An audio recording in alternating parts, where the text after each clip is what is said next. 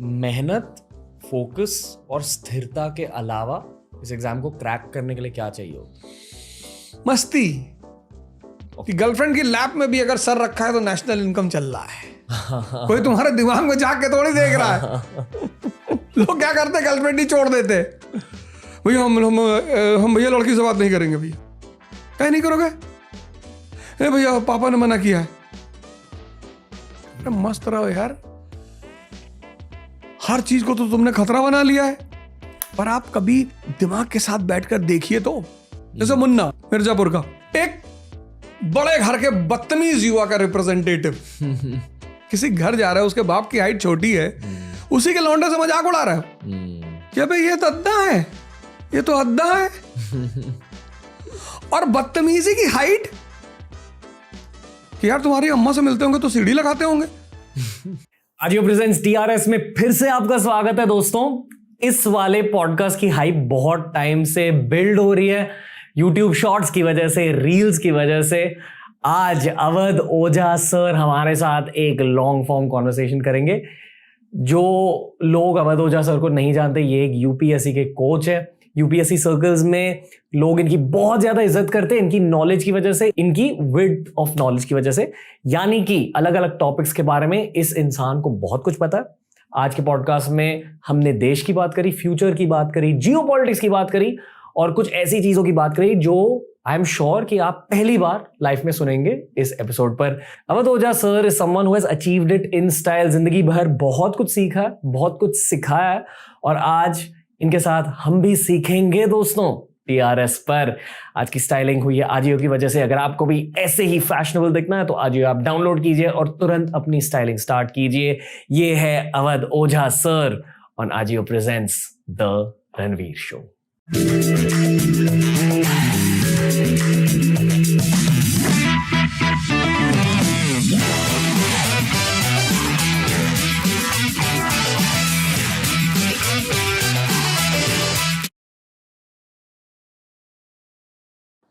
Awadh Ojha sir, पहले से ही मैं ये कह रहा हूँ 5 मिलियन व्यूज के लिए थैंक यू। कैसे हो सर? बढ़िया, बहुत अच्छा। बहुत अच्छा लग रहा है आपके सामने बैठकर भी। आप कैसे हो? मैं बहुत अच्छा हूँ और मुझे बहुत अच्छा लग रहा है कि ये एक यंग आदमी इतना डायनेमिक है। ये आपको कैसे पता चला? हमने बहुत कम बात करी है। नहीं, आदमी का चेहरा उसका आईना है।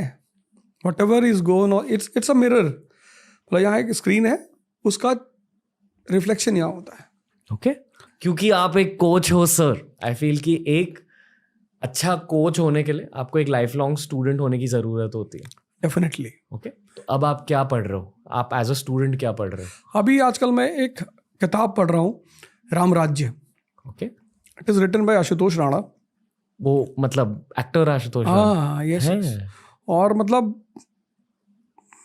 Wonderful description of Rama, his character and all, बहुत अच्छा।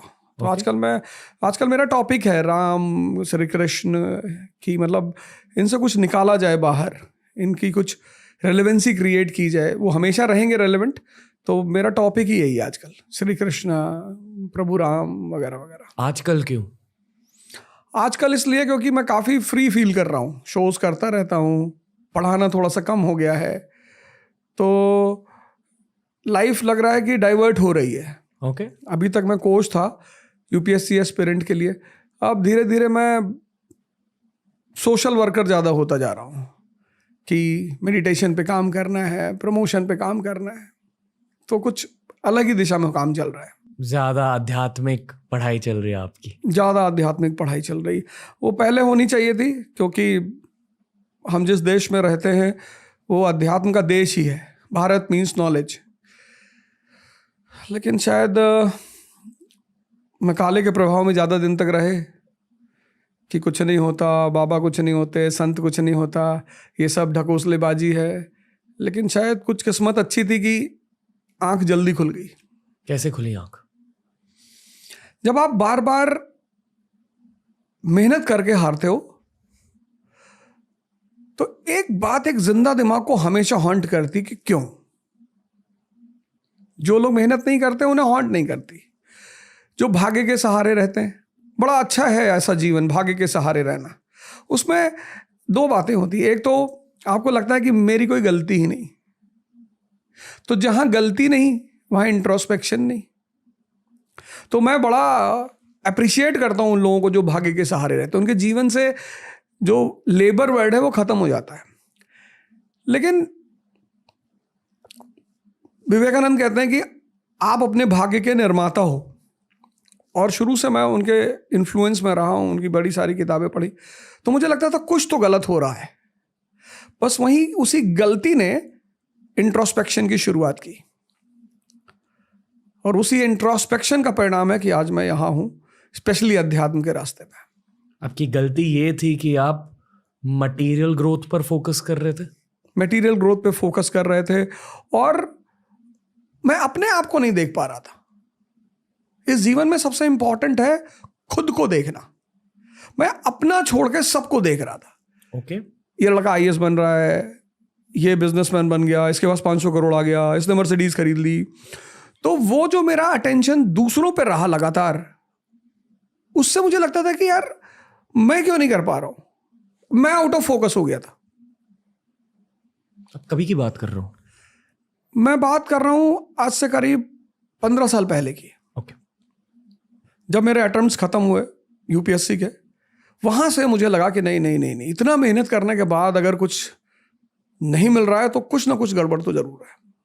आप ये मानते हो कि भगवान आपके मेहनत को रजिस्टर करते हैं, चाहे आपको उस मेहनत से रिजल्ट्स ना मिले, पर भगवान हमेशा वो रिजल्ट्स आपके हाथों में डाल देगा, शायद थोड़े टाइम बाद, पर मेहनत रजिस्टर होती है, तो शायद उस मेहनत का फल आपको आज मिल रहा है। Definitely definitely. मेहनत कभी, श्रम कभी खाली नहीं जाता, कभी नहीं जाता। वो जैसे मैं ये बात यहाँ से कहना चाहूँगा रणवीर शो से, कि जितने भी लोग इस दुनिया में मेहनत करते हैं उन्हें निराश कभी नहीं होना चाहिए। क्योंकि अगर आप जिम लगातार जा रहे हैं तो बॉडी तो बनी रही है, भले आप मिस्टर यूनिवर्स ना बन पाए, पर शरीर में कुछ ना कुछ तो चेंज हो ही रहा है। तो मेहनत दुनिया में एक ऐसी चीज़ है जो खाली नहीं जाती। जब हमने पॉडकास्ट की शुरुआत की थी 2019 में, हमारा गोल ये था कि सक्सेसफुल इंसानों के दिमाग को एक्सट्रैक्ट करके उनके बेस्ट बिट्स दुनिया के सामने हमें पेश करना था। ठीक है, सेल्फ इंप्रूवमेंट ओरिएंटेड पॉडकास्ट था हमारा। पहले 2 साल के लिए सेल्फ इंप्रूवमेंट का कंटेंट चला, और फिर ऑडियंस के प्रेफरेंसेस बदल गए, क्योंकि आई फील कि यूट्यूब पर सेल्फ इंप्रूवमेंट कंटेंट फिर सैचुरेट हो गया। हर कोई बेसिकली ज्ञान दे रहा था कि ये करो, वो करो, ये मत करो, मैं ये करता हूँ, ऐसे हैबिट्स होने चाहिए, ऐसे आपको सोना चाहिए। और आज किसी को सेल्फ इंप्रूवमेंट कंटेंट चाहिए नहीं चाहिए। शायद स्पिरिचुअल सेल्फ इंप्रूवमेंट कंटेंट लोगों को चाहिए, क्योंकि वो सब्जेक्ट ही बहुत ज्यादा गहरा है।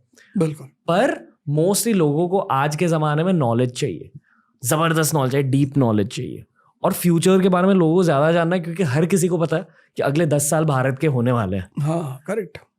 बट ऑनेस्टली इसी सेंटेंस को एक कठोर तरीके से देखा जाए, मेरे अकॉर्डिंग ये बोलने की बात है, अनलेस आप एक गेम प्लान बनाओ खुद के लिए। तो अगले 10 सालों में एग्जैक्टली गेम प्लान क्या होगा? दुनिया भर में टेक का प्रोग्रेस हो रहा है, एआई का प्रोग्रेस हो रहा है, बहुत सारी कंपनीज बन रही है। आई फील कि भारतीयों को एक गेम प्लान चाहिए। तो आपके अकॉर्डिंग वो गेम प्लान होना क्या चाहिए? और specifically try addressing UPSC aspirants. Sir, UPSC का भी फ्यूचर थोड़ा समझा दीजिए, मतलब फ्यूचर क्या होने वाला है? फ्यूचर को इम्प्रूव करने का सबसे प्यारा तरीका है पास्ट की एनालिसिस और प्रेजेंट में वर्क। मतलब हम जब पढ़ते हैं यूपीएससी में भी, तो हम करते क्या है कि 1950 का भारत क्या था, फिर 1991 का क्या हुआ, 2023 में क्या है, और 47 में क्या होगा। ये हमारा चार्ट होता है कि 1950 का भारत क्या था, प्राइमरी सेक्टर क्या थी, एग्रीकल्चर क्या था, इंडस्ट्री क्या थी, इंफ्रास्ट्रक्चर कैसा था, बैंकिंग कैसी थी। तो हमें उसका एक आउटलाइन चार्ट बनाते हैं जी। फिर वहां से हमने जर्नी शुरू किया। फिर जब हमने वहां से जर्नी शुरू किया तो हम पहुंचे 91 तक, जहां एक नया दौर शुरू हुआ, लिबरलाइजेशन, एलपीजी, बुलेट और बजाज सुपर मिलकर बन गई एक्टिवा। अब औरत और आदमी दोनों काम पे जाने लगे। फिर क्या हुआ, 91 से एक नए भारत की शुरुआत हुई, शाइनिंग इंडिया, मेरा भारत महान, इंडिया इज ग्रेट। फिर बीच में कई सारे अप्स एंड डाउन्स हुए और हम पहुंचे 2023 में। तो एक चार्ट अब हम बनाएंगे नीचे कि अब प्राइमरी सेक्टर, अब इंडस्ट्री, अब बैंकिंग, अब इंफ्रास्ट्रक्चर। अब ये 3 चार्ट हमारे पास हैं और हमें एक डॉट क्रिएट करना है 47 का, 2047 India in 2047 as a world power if not super power. We are already recognised in the world कि भाई आप कुछ तो हो। वो दुनिया हमें मानती है कि साहब आप कुछ तो हो, आपने प्रोग्रेस किया, आपने डेवलप किया। ऐसे ही हर आदमी को this is the best way. Past की एनालिसिस, पास्ट पर रिपेंटेशन नहीं, मतलब विक्टिम मेंटालिटी आपको छोड़ देगी। एकदम छोड़नी है आपको।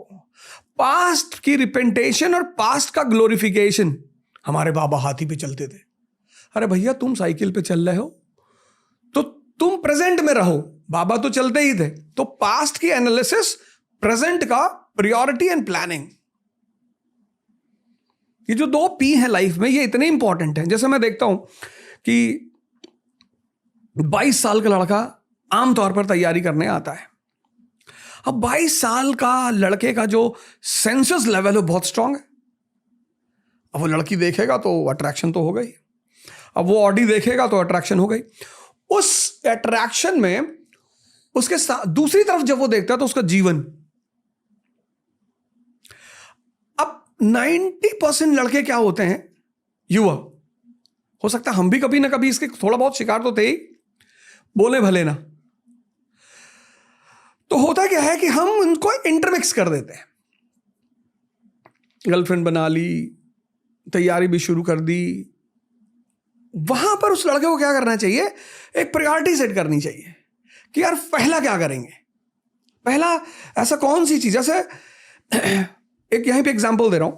1940s में 3 देश पैदा हुए, इंडिया, पाकिस्तान, चाइना, और तीनों ने अपनी अपनी प्रायोरिटी सेट की और तीनों की एक जैसी कंडीशन। आज चाइना वर्ल्ड पावर के रेस में है क्योंकि उसने पहली प्रायोरिटी सेट की थी इकोनॉमिक एम्पावरमेंट। प्लान किया था पैसा कमाना है, मेड इन चाइना होना चाहिए, made in Britain, made in England, made in America को रिप्लेस करके मेड इन चाइना बनाना है। बनाया उन्होंने। आज एप्पल को अगर कोई टक्कर देता है तो OnePlus, पर ऐसा कोई चीज पाकिस्तान में है नहीं है। They are not a economic power. India OnePlus नहीं बना पाई, लावा बनाई। अब 3 प्रोडक्ट से 3 कंपनियों, 3 देशों की स्थिति पता चलती है। अगर मैं औकात शब्द ना यूज करूं तो स्थिति पता चलती है। एक एप्पल एक तरफ रख दे सामने, एक OnePlus रख दे, एक लावा रख दे, तो हमें इस लावा को OnePlus के स्टेज पे ले जाना है और फिर एप्पल। तो जो इकोनॉमिकली स्ट्रांग हो जाएगा वो पॉलिटिकली स्ट्रांग हो जाएगा। जो इकोनॉमिकली पॉलिटिकली स्ट्रांग हो जाएगा वो मिलिटरीली स्ट्रांग हो जाएगा। ये जियोपॉलिटिक्स का बेसिक लॉजिक होता है। एग्जैक्टली। मतलब जैसे देश में पॉलिटिक्स होता है वैसे ही इंटरनेशनल स्टेज पर जियोपॉलिटिक्स होता है, और वैसे ही व्यक्ति का जीवन भी होता है। ऐसे ही व्यक्ति का जीवन भी होता है। जैसे वर्ल्ड वॉर होता है, ऐसे तो गैंग वॉर होती है। What is a gang war? अगर हम मुंबई में रहें तो Mumbai is a commercial centre, business centre है। तो कौन से बिजनेस से किसको कितना पैसा लेना है, रियल एस्टेट से कौन लेगा और ट्रेड से कौन लेगा, कौन और प्रोटेक्शन देगा। तो ये जो चीज इंटरनेशनल लेवल पे है, वो नेशनल लेवल पे है, वो पर्सनल लेवल पे है। तो जिसने भी, अब मैं आ रहा हूं मेन पॉइंट पे, ये है एजुकेशन का रोल। इस देश को महान बनने के लिए सबसे पहले एक अप्लाइड एजुकेशन सिस्टम को प्रमोट करना पड़ेगा। अप्लाइड मतलब क्या? मतलब कि अगर हम वर्ल्ड वॉर समझ रहे हैं, किताब में पढ़ रहे हैं, तो हम मुंबई की गैंग वॉर को भी समझ रहे हैं। ओके।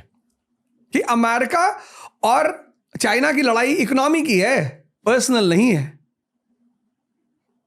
मतलब जो भी चीजें दुनिया में हो रही है, पहले उन चीजों के बारे में जानना और फिर उन चीजों के नीचे जो वजह है उस वजह को जानना, और फिर अपने आप को देखना। जैसे चाइना इकोनॉमिक पावर बना और फिर पॉलिटिकल पावर है दुनिया में, ऐसे किसी व्यक्ति को अगर अपनी वजूद को बनाना है, बढ़ाना है, तो तो वो चाइना से सीख सकता है, चाइना इन 2023। ओके, बहुत अजीब सवाल पूछूंगा अभी। ओके, ये मैं एक पर्सनल सवाल पूछ रहा हूँ आपसे। मेरा खुद का इंटरेस्ट जियो पॉलिटिक्स में बहुत ज़्यादा है। मैं सीखने की कोशिश करता हूँ पॉडकास्ट के थ्रू। नेशनल पॉलिटिक्स में मेरा बिल्कुल इंटरेस्ट नहीं है एंड आई फील कि इस स्थिति से मुझे बहुत फायदे मिले कि मैं नेशनल पॉलिटिक्स बहुत सर्फेस लेवल पर फॉलो कर, मुझे बस पता है कि क्या हो रहा है, मैं क्यों तक जाने की कोशिश भी नहीं करता हूँ। मैं पूरी गेम को जियो पॉलिटिकल नजरिए से देख रहा हूँ। तो क्या मैं गलत कर रहा हूँ आपके अकॉर्डिंग? ना, बिल्कुल सही, बहुत अच्छा। आप ये मानते हो कि ये सही? हाँ। नेशनल या स्टेट पॉलिटिक्स क्यों फॉलो करना चाहिए या क्यों नहीं फॉलो करना चाहिए, ये बता दीजिए। नहीं, पॉलिटिक्स फॉलो ही करना चाहिए। प्री मॉडर्न वर्ल्ड में मोनार्की थी। मोनार्की में राजा भगवान का रिप्रेजेंटेटिव होता था। जैसे अशोक है, वो देवानाम पियदसी है, बिलव्ड ऑफ गॉड। प्रजा का भला करना ये धर्म था। We are bound by law. Akbar जिल्ले इलाही है, लेकिन मोदी जी हमारे जिल्ले जमहूरियत हैं। बात समझ में आई? Ashok was Devanam Piyadasi, beloved of God. Akbar was जिल्ले इलाही, shadow of Allah. Mister Modi is जिल्ले जमहूरियत, रिप्रेजेंटेटिव ऑफ पीपल। तो पॉलिटिक्स समझना इसलिए जरूरी है क्योंकि आपका जो रिप्रेजेंटेटिव है, चाहे वो स्टेट में है या नेशन में है, वो आपकी प्रायोरिटी के हिसाब से काम कर रहा है या नहीं। जैसे आज हम भारत को देखें, हमारे भारत के लोग इनोसेंट बहुत हैं, बहुत, मतलब इतने इनोसेंट लोग पूरी दुनिया में कहीं नहीं है। आप इन्हें बिना तथ्य के कुछ भी समझा सकते हो। यह देश एविडेंशियल नहीं है। जैसे ब्रिटेन का आदमी आपसे एविडेंस मांगेगा, यह देश लॉजिकल है।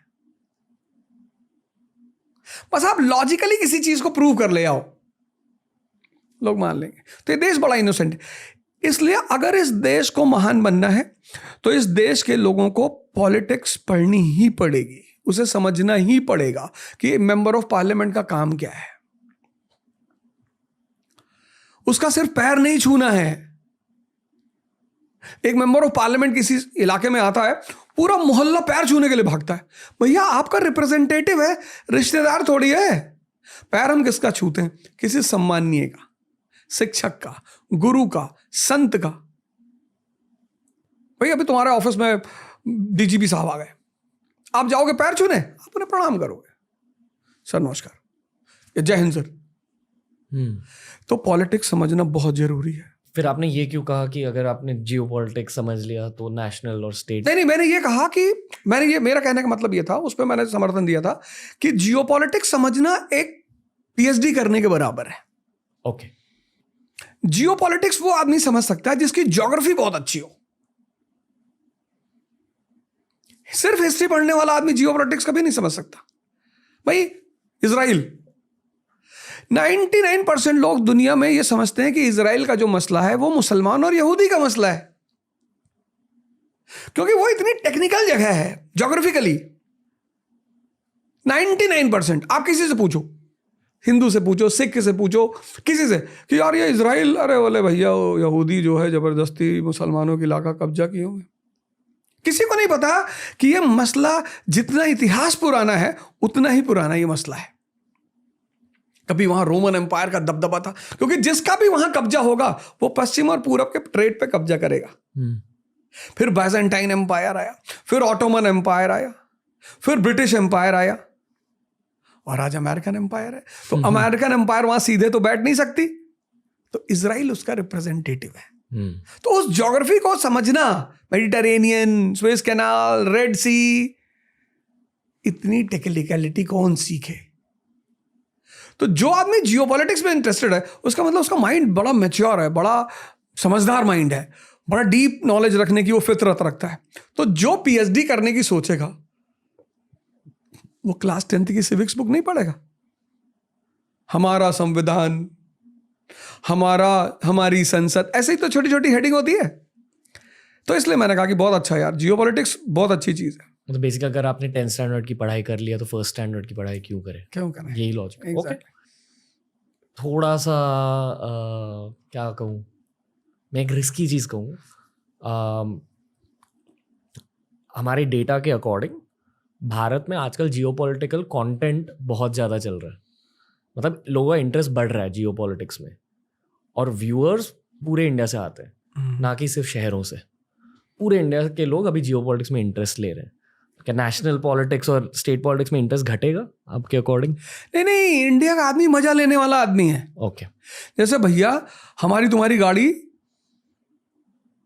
मैरीन ड्राइव पे लड़ गई और हम दोनों झगड़ा करने लगे, तो 500 लोग खड़े होकर देखेंगे।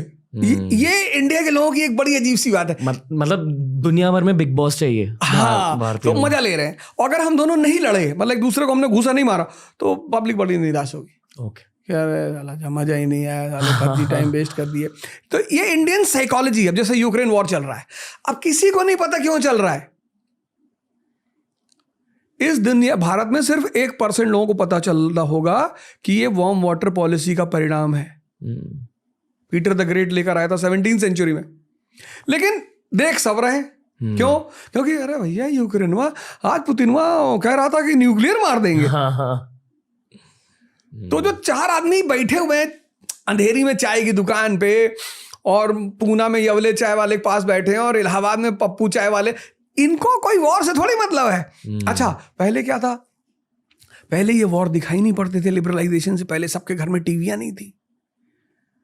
अब सबके घर में टीवी है। अब टीवी जिसके पास नहीं भी है, तो एप्पल से लेके लावा तक का फोन तो है ही है। यूट्यूब खोल लेता है वो कि मिसाइल मारा पुतिन ने कहा होगा दुनिया का खात्मा।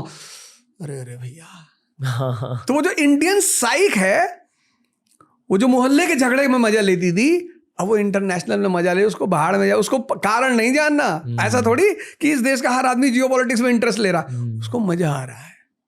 एक और कठोर चीज कहनी है मुझे सर, और प्लीज करेक्ट मी, ठीक है, अगर आप अग्री नहीं करो। ओके, हमने इसी के पहले कहा कि अगर हमें भारत को सच में आगे लेकर जाना है, फिर से सोने की चिड़िया बनाना है भारत को, तो फिर हमें पैसे कमाने होंगे। हाँ। पैसे कमाने एंटरप्रेन्योरशिप से, बिजनेस खोलकर। करेक्ट? बिल्कुल। यहाँ तक अग्री? बिल्कुल। अगर हम जिंदगी भर सिर्फ बिग बॉस देखें और शार्क टैंक नहीं देखें, तो फिर भारत आगे कैसे जाएगा? और ये जो हम कह रहे हैं कि अगले 10 साल भारत के होने वाले, एक बहुत रोमांटिक चीज़ है, और बहुत कम लोग असल में बिजनेस करना चाहते हैं, असल में मेहनत करना चाहते हैं। शायद जो जेन जी है, जेन अल्फा है, मतलब 2005 के बाद जो लोग पैदा हुए, उनसे मुझे होप है। पर मेरे एज के भी लोग, मैं 1993 बॉर्न हूँ, बहुत कम लोग एंटरप्रेन्योरशिप के बारे में सोच रहे हैं। बहुत कम लोगों के सपने बहुत ज़्यादा बड़े हैं। बहुत सारे लोगों को देश छोड़ कर जाना है। असलियत क्या है? क्योंकि अच्छी फीलिंग के लिए हम ये कह सकते हैं कि हाँ भारत के अगले 10 साल है, भारत का डेकेड है, पर असलियत क्या है आपके अकॉर्डिंग? असलियत ये है कि इस देश में 2 बातें हैं। एक, आपने अपनी जनरेशन को, इस जैसे सदगुरु हैं, कैसे तैयार किया उन्होंने अपनी बेटी को। मतलब सदगुरु की बेटी is a ideal for every parent in this country, कि हमें सिर्फ परसेंटेज पे नहीं ध्यान देना, पर्सनैलिटी पे ध्यान देना है। ये देश सब कुछ करेगा। ये जो देश है हमारा, ये सब कुछ करेगा। वो क्यों लोग बिग बॉस बैठ के देख रहे हैं? उनको समझ में नहीं आ रहा करें क्या। ग्रेजुएशन कर लिया, पोस्ट ग्रेजुएशन कर लिया, MBA कर लिया। इस देश की एक मेंटालिटी है नौकरी। जैसे हमारे मोदी जी ने कहा कि आत्मनिर्भर भारत। हम देखते हैं रेड लाइट पे छोटी छोटी चीजों को लोग बेचते हैं। एक डॉग मैंने देखा, लोगों को वो डॉग टॉय बेचते हैं जिसका डॉग का सर हिलता रहता है, 100 रुपए में 2। वो भी चाइना से आता है। जो विंड पाइप, वो वाइपर होते हैं छोटे छोटे, इतनी बड़ी बॉटल में वाइपर लगा होता है विंड ग्लासेस साफ करने के लिए, मेड इन चाइना लिखा हुआ उस पर। तो अगर हमारी एजुकेशन सिस्टम, जैसा कि हमारी गवर्नमेंट आजकल कह रही है कि हम स्किल डेवलपमेंट करेंगे और हम लोगों को सेल्फ डिपेंडेंसी की तरफ ले चलेंगे, तो नौकरी करने के बजाय, सबको तो नौकरी मिलेगी नहीं। वैसे भी 1 अरब 50 करोड़ का देश है, सबको कहाँ मिलेगी?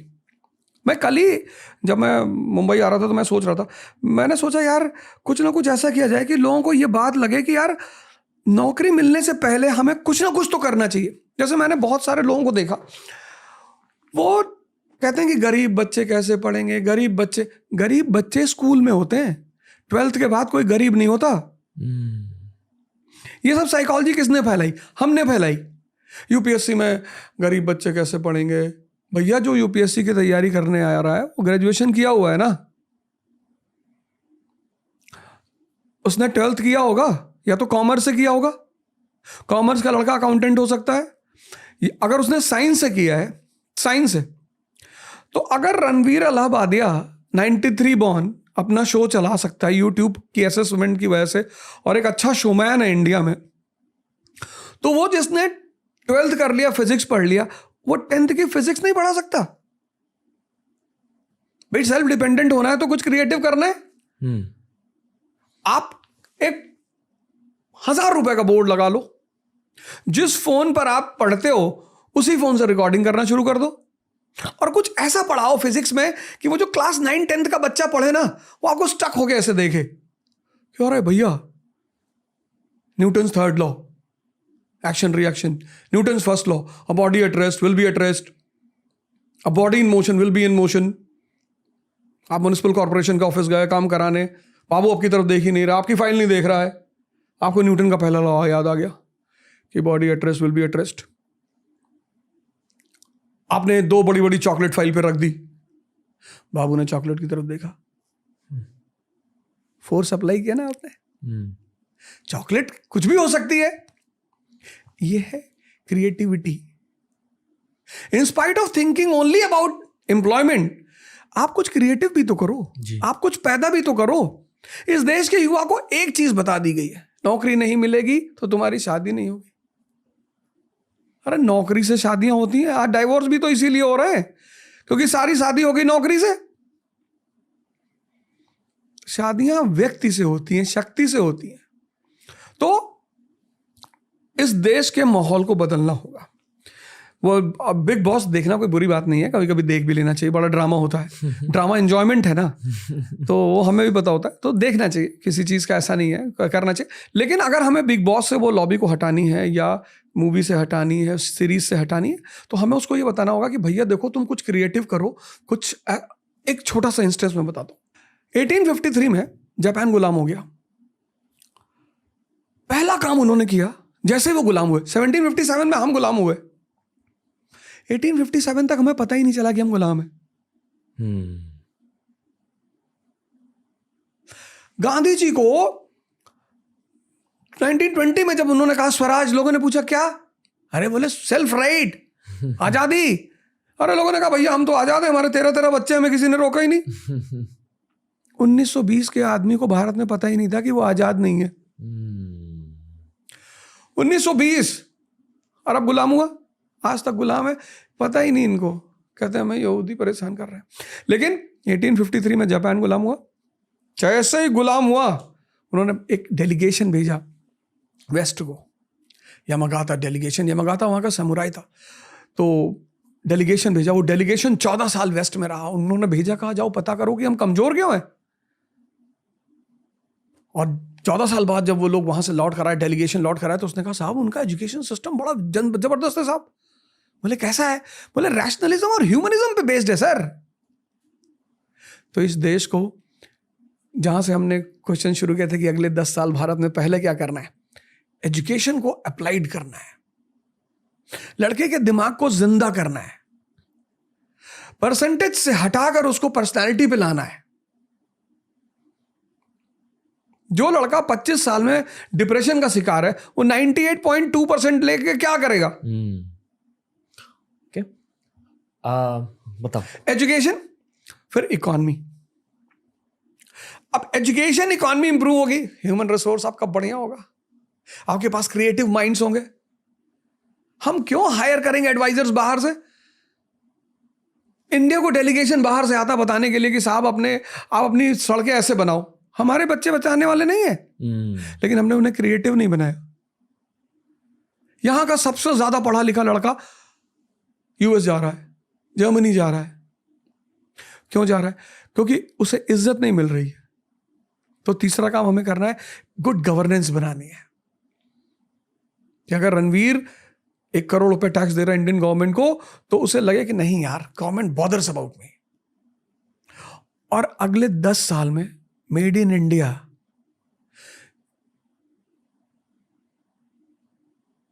इंडिया से लेकर दुबई से लेकर बर्लिन से लेकर अमेरिका, हर जगह, कि जैसे कभी मेड इन ब्रिटेन था, मेड इन यूएस था, मेड इन चाइना था, अब मेड इन इंडिया होना चाहिए। तो अगर हम इन 4-5 पैरामीटर्स पे काम करेंगे तो अगला 10 साल हमारा होगा। ओके, मैं कुछ चीज़ें कहना चाहूँगा। जो भी आपने अब तक कहा, मुझे एक चीज़ बहुत अच्छी लगी कि आप एकदम बेसिक लेवल पर आकर समझा रहे हो। किसी 22 ईयर ओल्ड, किसी 18 ईयर ओल्ड ने अगर ये पॉडकास्ट सुन लिया तो उन्हें समझ आएगा कि अच्छा ओके, मुझे कुछ ना कुछ स्टार्ट करना। आपने एक स्टार्टिंग पॉइंट से समझा दिया। मैं उसे थोड़ा एक्सटेंड करना चाहूँगा। तो जब मैं 22 साल का था, मुझे पता था कि हाँ, खुद का बिजनेस स्टार्ट करना। बिजनेस स्टार्ट करने के लिए मैंने यूट्यूब की शुरुआत करी उसी लॉजिक के साथ कि मेरे पास एक फ़ोन है, एक नीले कलर की चद्दर है, वो मैं पीछे डाल दूंगा और वीडियोस बनाने लगूंगा। ऐसे मेरी यूट्यूब करियर की शुरुआत हुई। फिर आगे जाते जाते मुझे ये पता चला कि अमेरिकन्स एट स्केल थिंकिंग को प्रायोरिटाइज करते हैं। यानी कि अगर किसी भी चीज़ स्टार्ट करी, फिर ये सोचते हैं कि इसे सबसे ज़्यादा बड़ा कैसे कर सके। और वो मेंटालिटी मिसिंग थी हमारे एजुकेशन सिस्टम में भी और हमारे मेंटालिटी में भी, और वो मुझे खुद अमेरिका से सीखनी पड़ी। आई फील कि ये एट स्केल थिंकिंग एक मिसिंग लिंक है इंडिया में। Exactly. दूसरी चीज़, और भी जब आगे गए, जब थोड़ी स्केलिंग हो गई, चीज़ों को थोड़ा बड़ा बनाया, फिर मुझे पता चला कि इमोशनल इंटेलिजेंस की ज़रूरत होती है लोगों को मैनेज करने के लिए। वो भी मुझे खुद को बढ़ाना पड़ा। और emotional intelligence I feel to some extent, हाँ, अब थोड़ा बहुत बिग बॉस से, फिल्मों से सीख सकते हो। हाँ, बिल्कुल बिल्कुल बिल्कुल। पर मेनली आपको सेल्फ इम्प्रूवमेंट कंटेंट देखने की ज़रूरत है। दूसरों के दिमाग कैसे चलते हैं, साइकोलॉजी सब्जेक्ट क्या होता है, लीडरशिप क्या होती है, इमोशनल इंटेलिजेंस सीख ले। और अगर क्रिएटिविटी की बात आई, आई स्ट्रांगली फील हमें दूसरे देशों का कंटेंट देखना चाहिए। भारत में हम सिर्फ भारतीय कंटेंट देखते हैं, पर ये भी जानना चाहिए कि जर्मनी में कैसा कंटेंट चल रहा है, अमेरिका में कैसा कंटेंट चल रहा है, मिस्टर बीस्ट जो एक बहुत बड़े यूट्यूबर, वो कैसे सोच रहे हैं, वो कल्चर जस्ट है। आई फील कि क्रिएटिविटी भारतीय बच्चे सीख लेंगे, डिज़ाइन सीख लेंगे इंटरनेशनल यूट्यूब चैनल से। इमोशनल इंटेलिजेंस को लेकर मुझे थोड़ा डर होता है। आई डोंट नो अगर हर कोई सीखे, स्पेशली मर्द शायद इमोशनल इंटेलिजेंस सीखेंगे नहीं। और एट स्केल थिंकिंग, अगर ये 3 चीज़ें सीख ली हर भारतीय ने, फिर शायद भारत में बहुत सारे बिजनेसेस बनेंगे और फिर शायद भारत के 10 साल, हमारे 10 साल होंगे। I think Ranveer Allahbadia is engineer ji, और अभी 30 साल का लड़का and a known name in India. अगर ये रणवीर इलाहाबादिया अमेरिका चला जाता, कौन जानता उसे? यू टुक अ रिस्क, है ना? You thought creative, you take your example. मैं तो अभी यही सोच रहा था, यू आर स्पीकिंग, तो मुझे लगा कि यार एग्जाम्पल मेरे सामने बैठा हुआ है। मुझे बहुत सारी चीज़ों का सामना करना पड़ा था कॉलेज में। जब मैं प्लेसमेंट्स के लिए नहीं बैठा, जब मैंने GRE नहीं दिया, मेरे सारे दोस्त GRE दे रहे थे, अमेरिका जा रहे थे, मैंने उनसे कहा कि नहीं, मुझे लगता है कि यहाँ अपॉर्चुनिटी है, कुछ ना कुछ कर सकते, कुछ ना कुछ बड़ा कर सकते। बहुत मजाक उड़ाया गया, मुझे बहुत बुरा लगता था, बहुत रोता था अकेले में। Now see you took the risk ना। मैं यही सोच रहा था कि you are 30 year young guy. Old तो ये लोग, हम लोग नाक में लगाते हैं 20 year old. You are 30 year young guy, और यार तुमने इतना बढ़िया, you are doing such a great job. मतलब यू टेक अ कंटेंट, मतलब TRS शो का एक सबसे खास बात पता है क्या, कि यू टेक रेलेवेंट कंटेंट्स। जैसे मैं बहुत शोज में जाता हूँ, बुलाते हैं लोग, आमतौर पर लोग क्या करते हैं, मेरे पास को खंगालते हैं। वो थोड़ा सा उनको बड़ा रोमांटिक लगता है कि अच्छा तुमने ऐसा किया था, गोली चलाई थी, किया था। पर this you are talking such a good thing ना, ये चीज़ बड़ी प्यारी है। जैसा यू सेड जस्ट नाउ कि लोग जो है ऊब चुके हैं, उससे हर आदमी अब सेल्फ डेवलप ज्ञान नहीं सुनना चाहता। कितनी अच्छी रीडिंग है ये। मीन्स कि you are doing big homework on that. अब आदमी कुछ और सुनना चाहता है, और वो सुनकर क्या करेगा, डेवलप करेगा। TRS शो देखने, जब जो आदमी ये शो देख रहा होगा उसको कितनी चीजें इनपुट के रूप में मिल रही होंगी। तो अब एक अगर रणवीर इलाहाबादिया अमेरिका नहीं जाकर इंडिया में इतना बड़ा काम कर सकता है, तो you are an example, living example sitting in front of me. If exactly this will be done, इसको मैं कह सकता हूं रणवीर इलाहाबादिया प्रोग्राम। तुम्हारे नाम पे एक प्रोग्राम ही बना दो कि इस देश के लड़कों को सीखना चाहिए कि नहीं, सिर्फ अमेरिका जाना ही सॉल्यूशन नहीं है। It's a big market India, 1 billion 50 crore people are there. If anything clicks positive, you will be a name in this country and entire world. एक और रॉ चीज कहना चाहूंगा, यहाँ है पैसे कमाने के लिए। ये गलत फहमी है कि यहाँ बैठकर आप पैसे नहीं कमा सकते। मोस्टली हर कोई पैसों के लिए वहां जाता है। डेफिनेटली इज्जत के लिए, जो आपने इज्जत की बात करी, बट इन अ वे इज्जत आपको पैसों के थ्रू मिलती है, और उन पैसों के लिए वहां लोग चले जाते हैं बिना जाने कि यहाँ के जो बिजनेसेस अब ग्रो कर रहे हैं वो इंटरनेशनल मार्केट्स को टारगेट कर रहे हैं। दूसरे देशों का पैसा अब यहाँ आने वाला है अगले 10 सालों में। इसी वजह से शायद हम सोने की चिड़िया बनेंगे। बिल्कुल बनेंगे। पर आई फील कि बहुत जो ब्रेन ड्रेन हुआ, जितने सारे लोग जा चुके अमेरिका में, यूरोप में, उन्हें थोड़ा सा लौट कर आना है, या एटलीस्ट वहाँ जो पैसे कमा रहे हैं यहाँ इन्वेस्ट करना है। पर हर कोई एक इंडिविजुअल पर्सपेक्टिव से सोचता है मोस्टली, तो उन्हीं स्कीम्स में इन्वेस्ट करेंगे जहाँ उन्हें सबसे ज़्यादा फायदे मिलेंगे।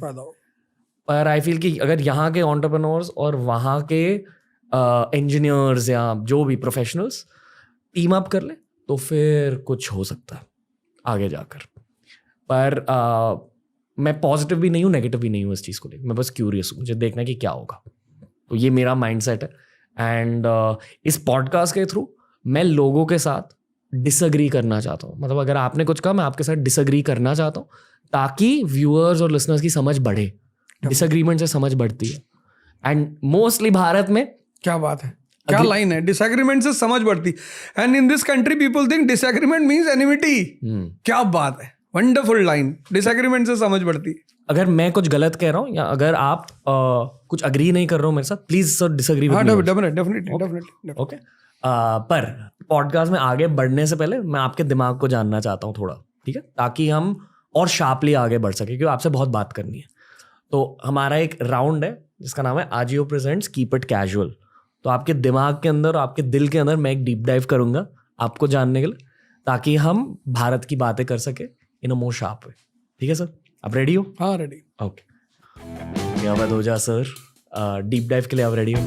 Okay, Ajio presents keep it casual. Question 1, भारतीय इतिहास की सबसे बेस्ट और सबसे वर्स्ट चीज क्या है? भारतीय इतिहास की सबसे बेस्ट चीज ये है, इतिहास एज अ सब्जेक्ट, हिस्ट्री जी। भारतीय इतिहास की सबसे बेस्ट चीज ये है कि पुरानी सारी सभ्यताएं खत्म हो गई। रोम, यूनान, सब खत्म, भारत जिंदा है। ओके, भारत जिंदा है। लेकिन उस जिंदा भारत ने जो उसके लिए अमृत था, उस पर ध्यान देने की बजाय कहानियों पे ज्यादा ध्यान दे दिया। रोमांस यानी कि लड़के लड़की वाला रोमांस नहीं, रोमांटिक थिंकिंग। एग्जैक्टली उस पर ज्यादा ध्यान दे दिया। अगर वो भारत के जिंदा होने के और उसके महान होने की गाथा पे ध्यान देता ना, जो कि अब गवर्नमेंट करने को सोच रही है, इसको लेके बड़ा हो हल्ला मच रहा है, पर शायद ऐसा मुझे लगता है कि वो यही सोच रहे हैं कि उस भारत का जो अमरत्व का सिद्धांत है उसको फिर से जिंदा किया जाए। कैसे सोच रही है? हम सारा काम करते हैं मन से, पढ़ाई करते हैं मन से, लड़ाई करते हैं मन से, प्रेम करते हैं मन से, सब मन से ही तो होता है। और ध्यान देते हैं हम सबसे ज्यादा शरीर पे। एलमेंट का सूप लगाते हैं, एलमेंट का शैम्पू लगाते हैं, एलमेंट का तेल लगाते हैं और खाते हैं गुटखा। तो जहां पर लोग, जिस देश में लोग ये ना समझ पाए कि सारा खेल जब मन से है, तो सबसे पहले किसको मजबूत करना है? मन को। तो कौन सी विधा है भारत की? ध्यान, मेडिटेशन। महाअवतार बाबा, उन्हीं की तो फोटो लगी है। महाअवतार बाबा, उस ट्रेडिशन को जिंदा करना है। उस ट्रेडिशन को ध्यान, हमारे यहाँ ध्यान कौन करता है? जिसको कैंसर हो गया, जो बीमार है, उसको कहा जाता है कि ध्यान करने से बीमारी ठीक होती। ध्यान करने से मन ताकतवर होता है, और वही ताकतवर मन आपको प्रेम में बनाए रखेगा, आपको पढ़ाई में बनाए रखेगा, आपको पूजा में बनाए रखेगा। ध्यान करोगे आप बैठ के 2 घंटा, तो वो पुरानी गरिमा को, इतिहास को ध्यान देना चाहिए। वहां इतिहास ने ध्यान नहीं दिया, रोमांटिसिज्म पे ज्यादा ध्यान दिया उसने। Meditation is the gym for creativity. Exactly. Okay, और वर्स्ट चीज भी बतानी है आपको। वही मैं, भारतीय इतिहास वर्स्ट चीज यही है कि भूल चुके हैं, योग भूल चुके हैं। वाओ। ओके, दूसरा सवाल, यूपीएससी एस्पिरेंट्स की एक सबसे कॉमन गलती और एक अंडररेटेड गलती, यानी कि एक गलती जो हाईलाइट नहीं की जाती। एक सबसे कॉमन गलती और एक गलती जो लोगों को पता नहीं है ज्यादा। प्रिपरेशन शब्द को समझ ही नहीं पाते, और कॉमन गलती कभी सिलेबस पढ़ते ही नहीं। ओके, यूपीएससी एस्पिरेंट में जो फेल करते, मैं उनकी बात कर रहा हूं जी, वो प्रिपरेशन शब्द को नहीं जानते। इस कंट्री का 95% लड़का प्रिपरेशन शब्द को जानता ही नहीं, वो पढ़ता है। अगर पढ़ना होता तो प्रिपरेशन शब्द क्यों यूज करते? वो प्रिपेयर करना, गांधी 20, गांधी 1930, गांधी 1942। तो ये जो गांधी 1920 में 50 लोगों को बाहर बुला रहे हैं, फिर 30 में 500 लोग हो जाते, फिर 42 में 5000 लोग। इस एवोल्यूशन को समझना है, कैसे हुआ। वो 20 के सारे पॉइंट्स रट लेते हैं, non cooperation point 1, non cooperation 2 रट लिया, सीडीएम सिविल डिसोबीडियंस के 10 पॉइंट रट लिया। कहते ये पढ़ाई है। प्रिपरेशन मतलब पूरी कहानी को पढ़कर उसके जिस्ट को समझना।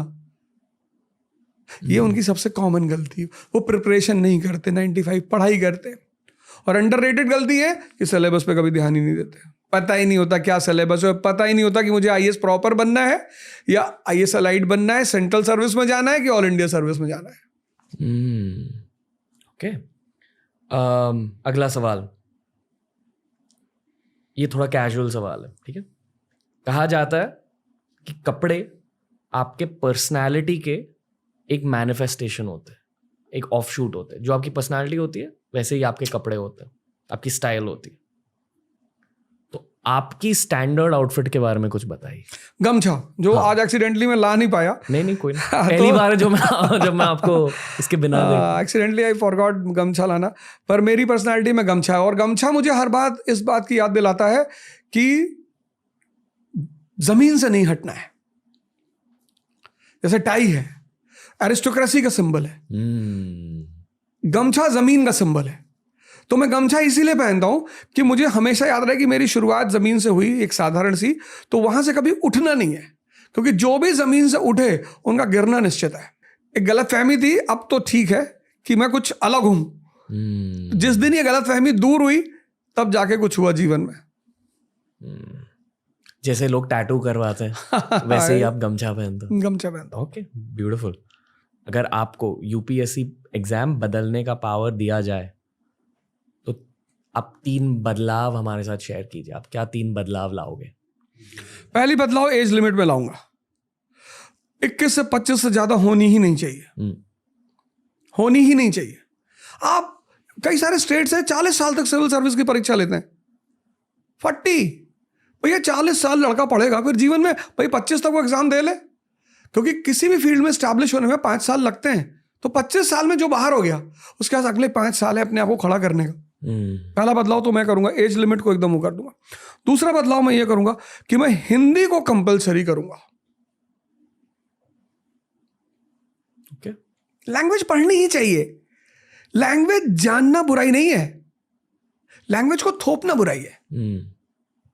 मैं हिंदी को कंपलसरी करूं। इतनी प्यारी लैंग्वेज है, जैसे तो सारी है, मतलब किसी को कहना बहुत प्यारी है वो अगले आदमी से बायसनेस हो जाएगी। क्योंकि जब कहीं जाते हैं, language is a binding force.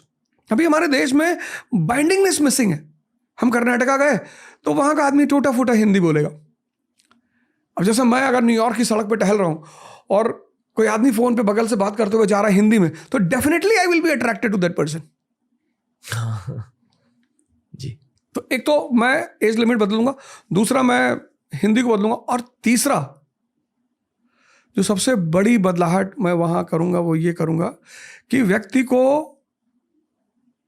जब वो एग्जाम दे रहा है इंटरव्यू तक जा रहा है, तो गवर्नमेंट इंटरव्यू के कैंडिडेट्स को कहीं ना कहीं सेट करने की कोशिश जरूर करे, कहीं प्रेफरेंस दे उन्हें कि ये भैया आईएएस का इंटरव्यू देकर आए हैं, क्योंकि आईएएस का इंटरव्यू दिया हुआ लड़का भी आईएएस से कम नहीं होता। तो ये 3 बदलाव मैं करूंगा। ओके, आपको लगता है बदलाव आने वाले? हो सकते हैं भगवान यहां से सरकार सुनेगी। होपफुली। ओके, अगला सवाल, अगर आपको देश का पीएम बनाया जाए तो आप क्या करोगे? आपकी 4 प्रायोरिटीज क्या होंगे? सबसे पहले तो मैं इस देश की एजुकेशन सिस्टम को बदलूंगा, जो मेरी पहली प्रायोरिटी होगी। और योगा और ध्यान कंपलसरी, मतलब आप फेल कर गए तो आप कुछ कर, क्वालिफाइंग पेपर होंगे ये। पहली बात, एजुकेशन अप्लाइड होगी, पहला काम मैं एजुकेशन पे करूंगा। दूसरा काम मैं करूंगा वुमेन एम्पावरमेंट पे, स्पेसिफिकली जिस देश में, जिस समाज में, जिस परिवार में औरतें ताकतवर होंगी, वो परिवार, वो समाज, वो देश कभी कमजोर हो ही नहीं सकता। मैं तो मानता ही नहीं कि औरतें गलत होती हैं, मेरा मानना है आदमी कमजोर होते हैं। जैसे लोग कहते हैं ना, भगवान हमारी नहीं सुनते। भगवान सुनेंगे जब आपकी इतनी बिसात हो कि आप उसको सुना लें। तो वैसे भी मैं वुमन और भगवान को दोनों साथ साथ ही रखता हूं। तीसरी बात, मैं कोशिश करूंगा हम एक हो जाएं। यूनिटी। भारत पाकिस्तान की बात कर रहा हूं मैं। अखंड यूनिटी। बड़ा नुकसान हुआ हम दोनों का, बहुत नुकसान हुआ। मतलब हमारी आने वाली जनरेशन जब कभी अंदाज़ा लगाएंगी तो शायद उन्हें एहसास होगा। और चौथी बात, अशोक की जो धम्म की नीति थी उसको मैं फिर से रीइम्प्लीमेंट करूंगा। उसमें क्या था? Strengthening of unity in diversity. Bharat एक डाइवर्सिटी का मुल्क है ना, Kashmiri culture, Tamilian culture, Gujarati culture, Asami culture. तो वो पहला आदमी था जिसको ये बात पकड़ में आई। अच्छा, डिफरेंसेस अगर समझ में ना आए कि क्यों हैं, जैसे मुसलमान बुर्का पहनता है उसकी औरतें, क्योंकि इस्लाम सऊदी अरेबिया में पैदा हुआ, वो डेजर्ट है। खाना और कपड़ा ये कल्चर का हिस्सा है, और कल्चर संबंधित है किससे? ज्योग्राफी से। सहारा डेजर्ट में आप सूट पहन के नहीं टहल सकते, और सहारा का आदमी पालक नहीं खा सकता। भाई इस्लाम में शराब पे पाबंदी है, वहां जो आदमी ओल्ड मॉन्ग पिएगा वो डेड मॉन्ग हो जाएगा। 50 डिग्री सेल्सियस टेम्परेचर है।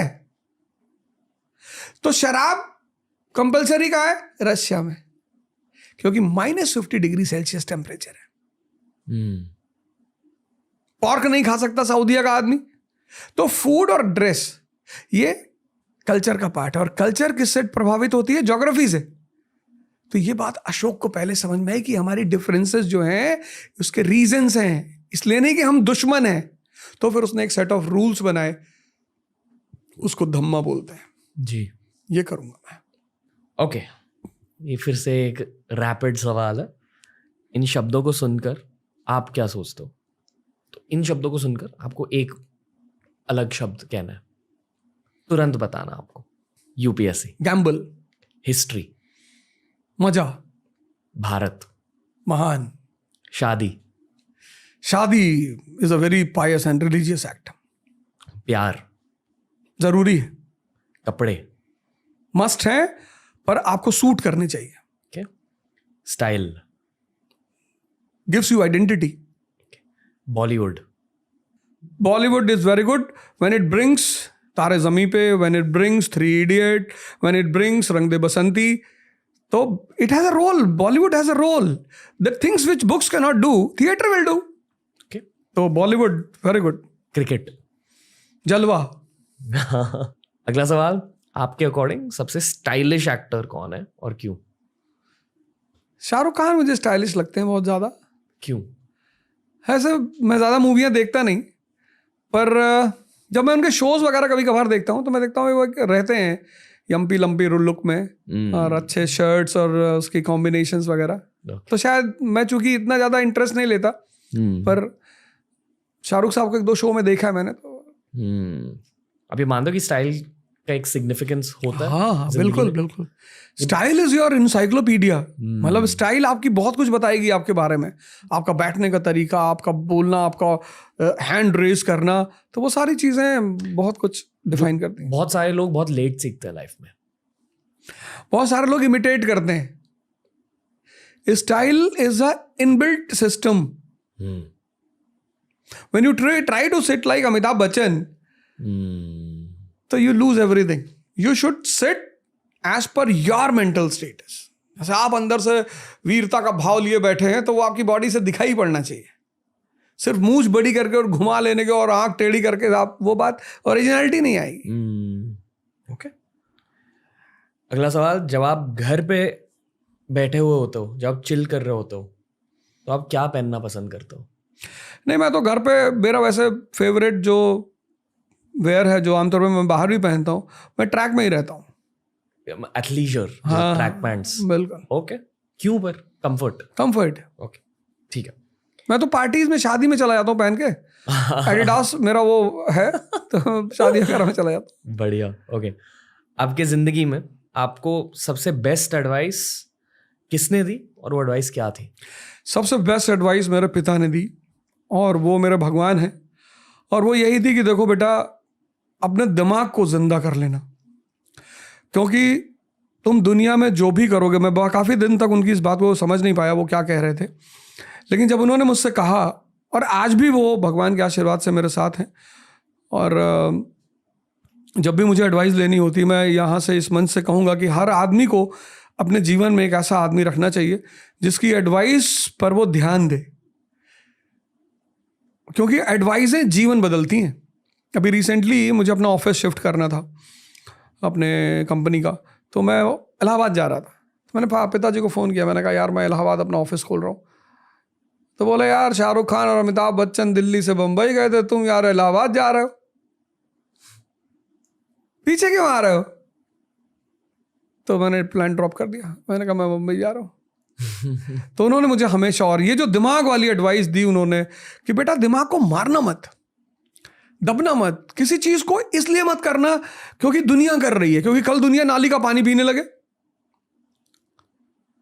जैसे लोग कहते नहीं अरे सभी सिगरेट पीते हैं, पीते होंगे। ऐसे लोग आज कहते नहीं कि भैया शराब पीना तो फैशन है, होगा, कल नाली का पानी पीना फैशन हो जाए फिर। तो ये बात मुझे उनकी बड़ी अच्छी, वो कहते थे कि देखो बेटा, जब तुम खाने की कोई चीज़ खरीदते हो तो उसके पीछे उसका कंटेंट लिखा होता है, कार्बोहाइड्रेट, फैट, विटामिन। जब सिगरेट खरीदना तो उसका कंटेंट चेक कर लेना कि कितनी प्रोटीन है इसमें। तो बोले ये सब जिंदा दिमाग के काम है, क्योंकि पढ़ने से कुछ नहीं होता। एक से एक पढ़े लिखे लोग, कितने बड़े बड़े साइन बोर्ड लिखे हुए हैं, कंपलसरी मैंडेटरी है पान की दुकान वालों के लिए कि cigarette smoke is injurious to health, photo बना दिया उसके पैकेट पे, फेफड़ा बना दिया, कैंसर लिख दिया।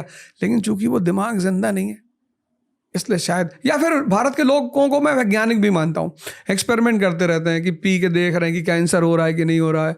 तो 20 साल पिए तो उनको लगा तो झूठ ही बोलते रहते हैं, यार ऐसा थोड़ी है, मैं 25 साल से पी रहा हूँ, मुझे तो नहीं हुआ।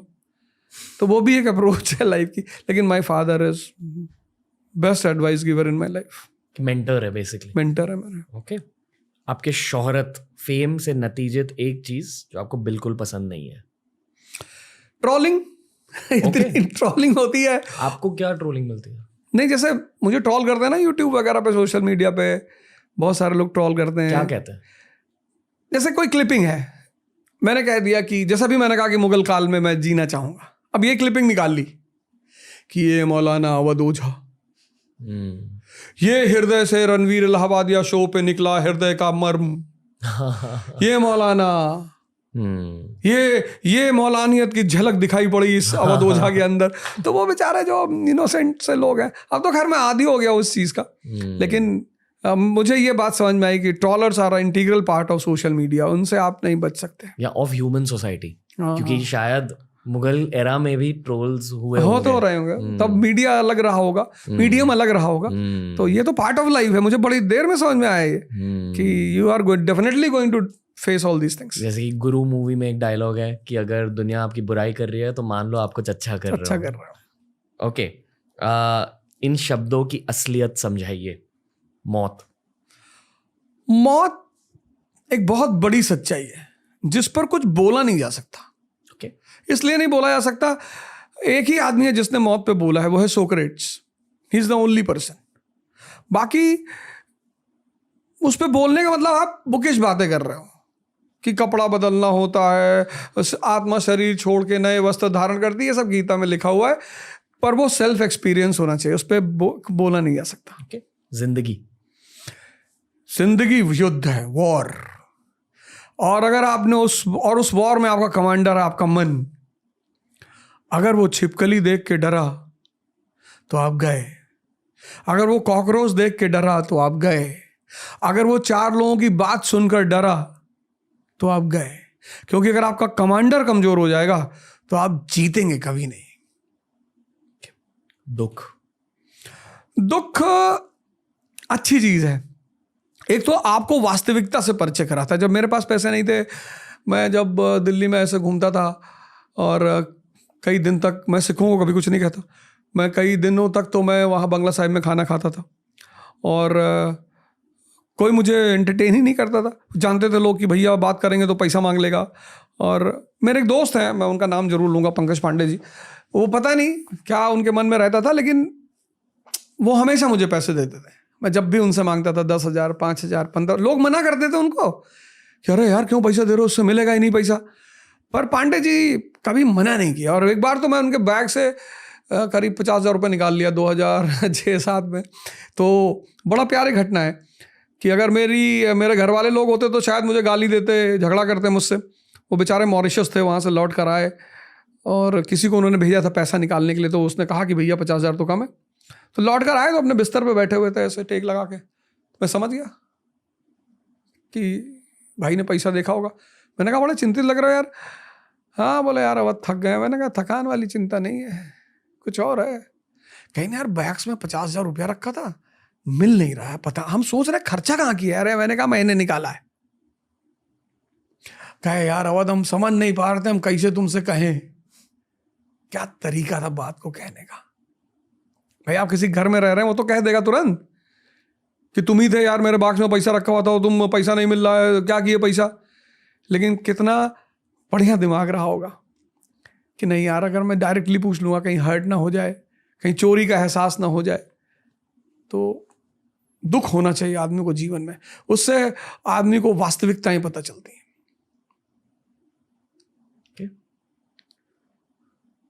हिंदी फिल्म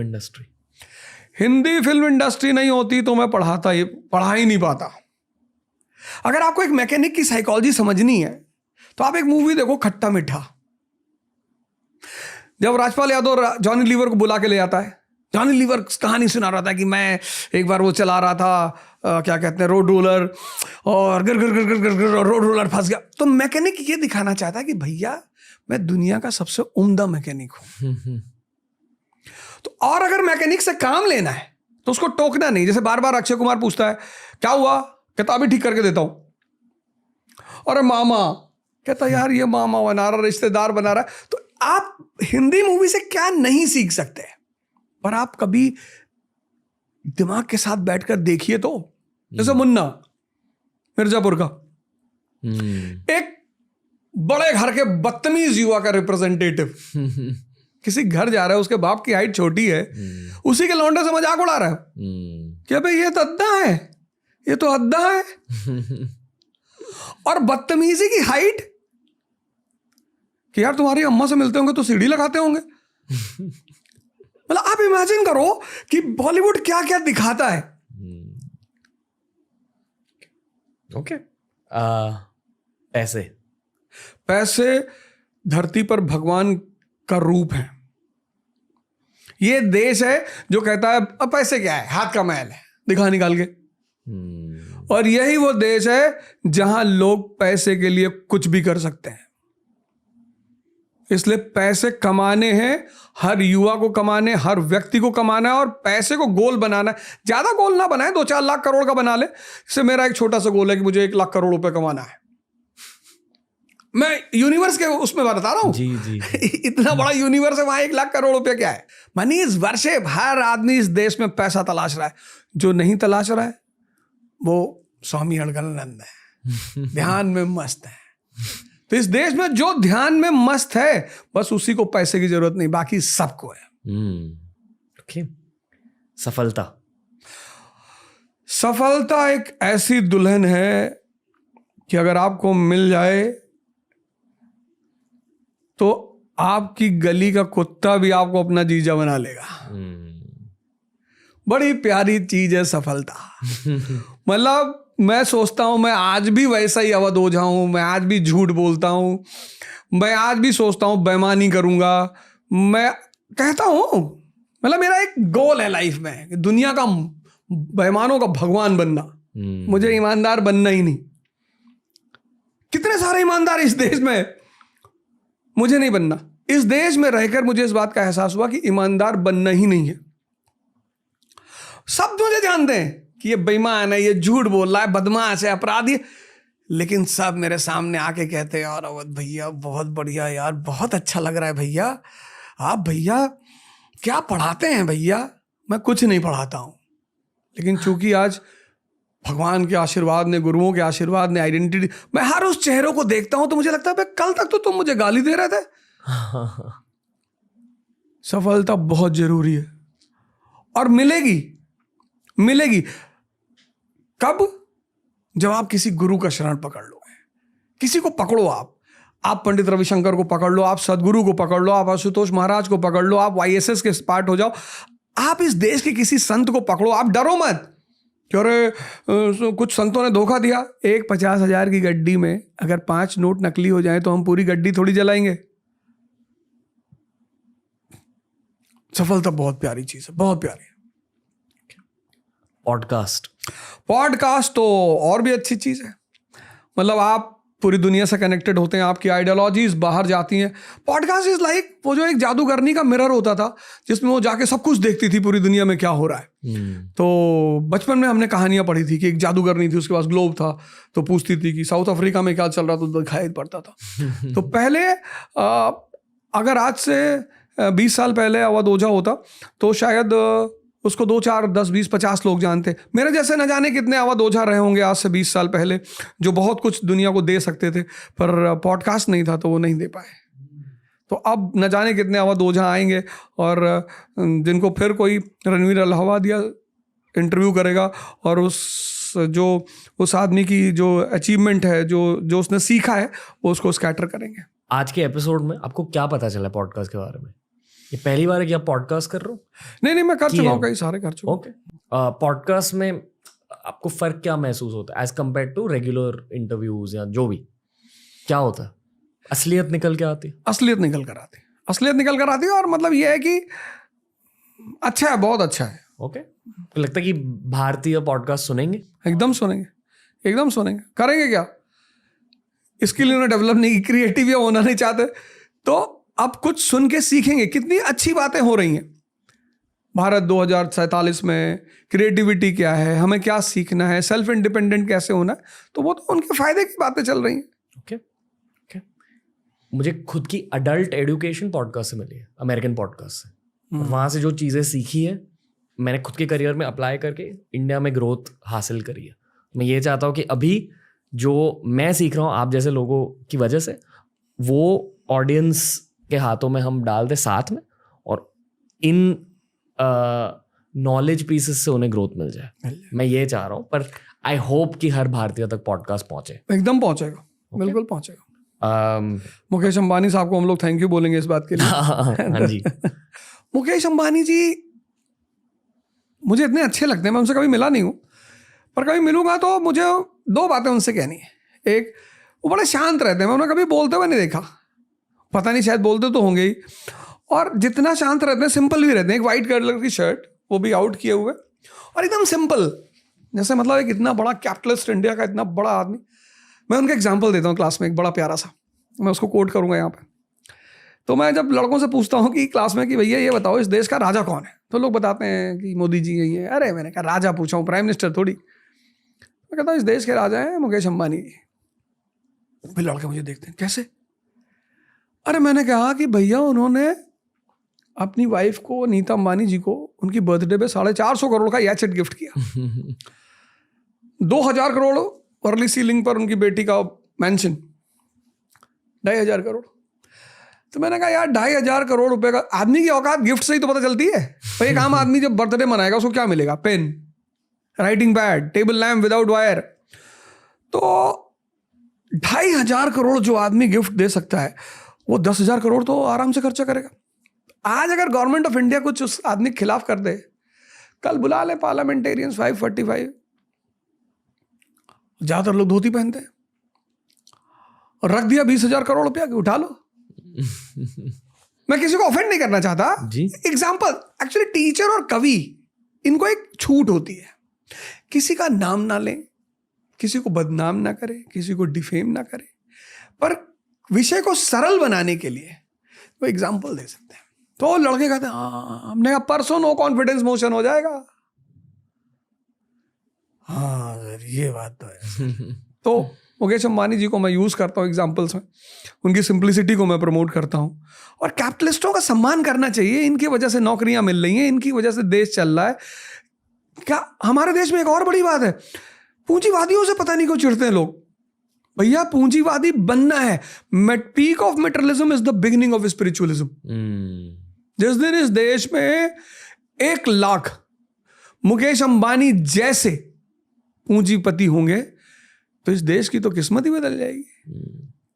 आपको लगता है अगले 50 साल में ऐसी स्थिति आएगी भारत में? आएगी, बिल्कुल आएगी, एकदम आएगी। अब हमारे देश का जो युवा है उसको हर तरफ से कनेक्टिविटी मिल रही है, इन्फॉर्मेशन मिल रही है, बात चल रही है। जैसे हम, मेरी ही बात, अब हम यहाँ बात कर रहे हैं, तो मैं यहाँ के मन से अपने युवाओं को, अपने मित्रों को बोलूंगा कि देखो यार, ये मत कहो कि मैं गरीब हूं, ये कहना ही छोड़ो कि मैं गरीब। मैं 7 महीने होटल में काम किया, शादी हो चुकी थी, कोचिंग चल रही थी, पैसा आता नहीं था, बेटी हो चुकी थी, किससे डेली जाकर मैं कहता मुझे पैसे दो? तो मैं कहूंगा, मैं यहां से कहूंगा कि सब कुछ ना कुछ करो, कुछ ना कुछ, और धीरे धीरे एक एक्सपीरियंस मिलता है। पैसा भले ही कम मिलता है। मैंने जब पढ़ाना शुरू किया तो मोहम्मद हुसैन भाई थे, उन्हीं की वजह से मैं पढ़ाना शुरू किया, तो वो हमें खाना खिलाते थे, कोई पैसा वैसा नहीं, कभी दे दिया 2,000, 5,000, 10,000, पैसा नहीं। लेकिन हमारे साथ के लोग कहते थे तुमको बेवकूफ़ बना रहा है। अरे मैंने कहा कोई बेवकूफ़ नहीं बना रहा है, अनुभव दे रहा है। तो जब आप बाहर निकलते हो, समाज को फेस करते हो, कुछ काम करते हो, तो पैसे कम मिलेंगे आपको, नो डाउट, अनुभव तो मिलेगा, साहस मिलेगा, हिम्मत मिलेगा, स्ट्रगल करने की क्षमता बढ़ेगी, कॉन्फिडेंस बढ़ेगा। तो आएंगे परिवर्तन, ऐसी बात नहीं कि नहीं आएंगे, बिल्कुल आएंगे। अवध ओझा का सबसे मनपसंद खाना क्या है और क्यों? मेरा सबसे मनपसंद खाना है बाटी चोखा। सेम। और बाटी चोखा के लिए तो मैं पैदल 10-20 किलोमीटर चला जाऊं जी। तो, और वो भी खासकर जो पूर्वांचल में बनती है, बिहार में। जी जी जी। वो उस पे उपले पे भुना हुआ आलू, हाँ जी, उसी पे भुना हुआ टमाटर और पूरा मसाला और मिर्चा और ये सब डालकर और घी में डूबी हुई बाटी, अरे उसका कोई तोड़ नहीं। मुंबई में इसकी बहुत कमी फील होती है हमें। अच्छा, यहाँ अच्छे लिट्टी चोखा या बाटी चोखा मिलते नहीं। ओह, तो मैं बोलता हूँ अपने किसी दोस्त को कि भैया तुम लॉन्च करो, मुंबई में बहुत स्कोप है वहाँ। यही था हमारा Ajio presents keep it casual round. Sir, बहुत कुछ पता चला आपके बारे में, आपके दिल को हमने जाना, पर मैं आपको कठोर सवाल भी पूछूंगा। बिल्कुल। ओके। हर हिस्टोरिकल फिगर के 2 पहलू होते हैं, और बेसिकली आपके रियलिटी के अकॉर्डिंग, आपके जज्बातों के अकॉर्डिंग, जिस पहलू में आप ज्यादा बिलीव करते हो आप वो पेश करोगे। नहीं, ऐसा नहीं है। जैसे मैं क्या करता हूं, मेरा मानना ये है कि लाइफ, मैंने कहा युद्ध है, तो हर दिन चुनौतियां हैं। तो जो आदमी के लिए चुनौती प्रॉब्लम है वो आम आदमी है। जैसे कोई आया यहाँ, उसने कहा यार रणवीर यार येलो करा लेते, ये तो बड़ा गंदा सा कलर है। अरे भैया आपको कौन से इस कलर से शादी करनी है? ओके। कुछ लोगों का अप्रोच लाइफ में ऐसा होता है, वो हर जगह जहां जाते हैं ना कमी निकालते हैं। हम आए हैं यहाँ 2 घंटे का शो करने, सब कुछ अच्छा है। क्यों अच्छा है? क्योंकि जिसका है उसको अच्छा लग रहा है। ओके। मैं आपको एक बहुत तीखी चीज बोलूंगा, ठीक है मेरे? ओके। और उस तीखी चीज कहने से पहले मैं मेरी खुद की रियलिटी भी शेयर करूंगा लोगों के साथ। मैं खुद अल्ट्रुइस्टिक थॉट में बिलीव करता हूँ, यानी कि संसार का भला होना चाहिए, हर व्यक्ति का भला होना चाहिए, हर प्राणी का भला होना चाहिए। और ये मेरी कोर फिलॉसफी है रिसेंटली, स्पेशली मैं बुद्धिज्म से बहुत ज़्यादा इंस्पायर्ड हूँ, ठीक है। और मैं खुद हिंदू, हर किसी से प्यार करता हूँ, हर धर्म से प्यार करता हूँ। हमारे देश के बहुत सारे हिंदू परिवारों में और बहुत सारे मुस्लिम परिवारों में दूसरे फेथ्स की बुराई होती है, पर घर के अंदर, ठीक है, घर के अंदर शायद एक हिंदू परिवार इस्लाम की बुराई करेगा और एक इस्लामिक परिवार हिंदुइज्म की बुराई करेगा, और ये ठीक है, ये असलियत है। ये सिर्फ इस देश की असलियत नहीं है, ये दुनिया भर की है। पर पब्लिक में शायद उन्हीं जज्बातों को ज्यादा सेलिब्रेट करने के लिए हम हिस्टोरिकल नजरिए शेयर करते हैं। एग्जैक्टली। ताकि जो हम घर पर बातें कर रहे हैं वो बातें वैलिडेट हो जाए कि ये देखो इसलिए मैं वो वैसी बातें करता हूँ। बिल्कुल। फॉर एग्जाम्पल, शायद जिस घर में हिंदू फैमिलीज इस्लाम की बुराई करते हैं वो पब्लिकली हिस्टोरिकली मुस्लिम्स की बुराई करेंगे, और जिस घर में मुस्लिम्स हिंदुओं की बुराई करते हैं वो पब्लिकली आकर शायद कोई हिस्टोरिकल हिंदू की बुराई करेंगे। और ये एक ह्यूमन नेचर की असलियत है। पर ये इंटरनेट का पास्ट फेज है, यानी कि पिछले 5-10 सालों में बहुत शार्प ओपिनियंस थे इंटरनेट पर, हर चीज को लेकर पोलराइज्ड ओपिनियंस। आई फील कि अगले 5-10 सालों में होपफुली ब्रोकन डाउन ओपिनियंस होंगे, जहां लोग 360 डिग्री से उसी चीज को देखेंगे।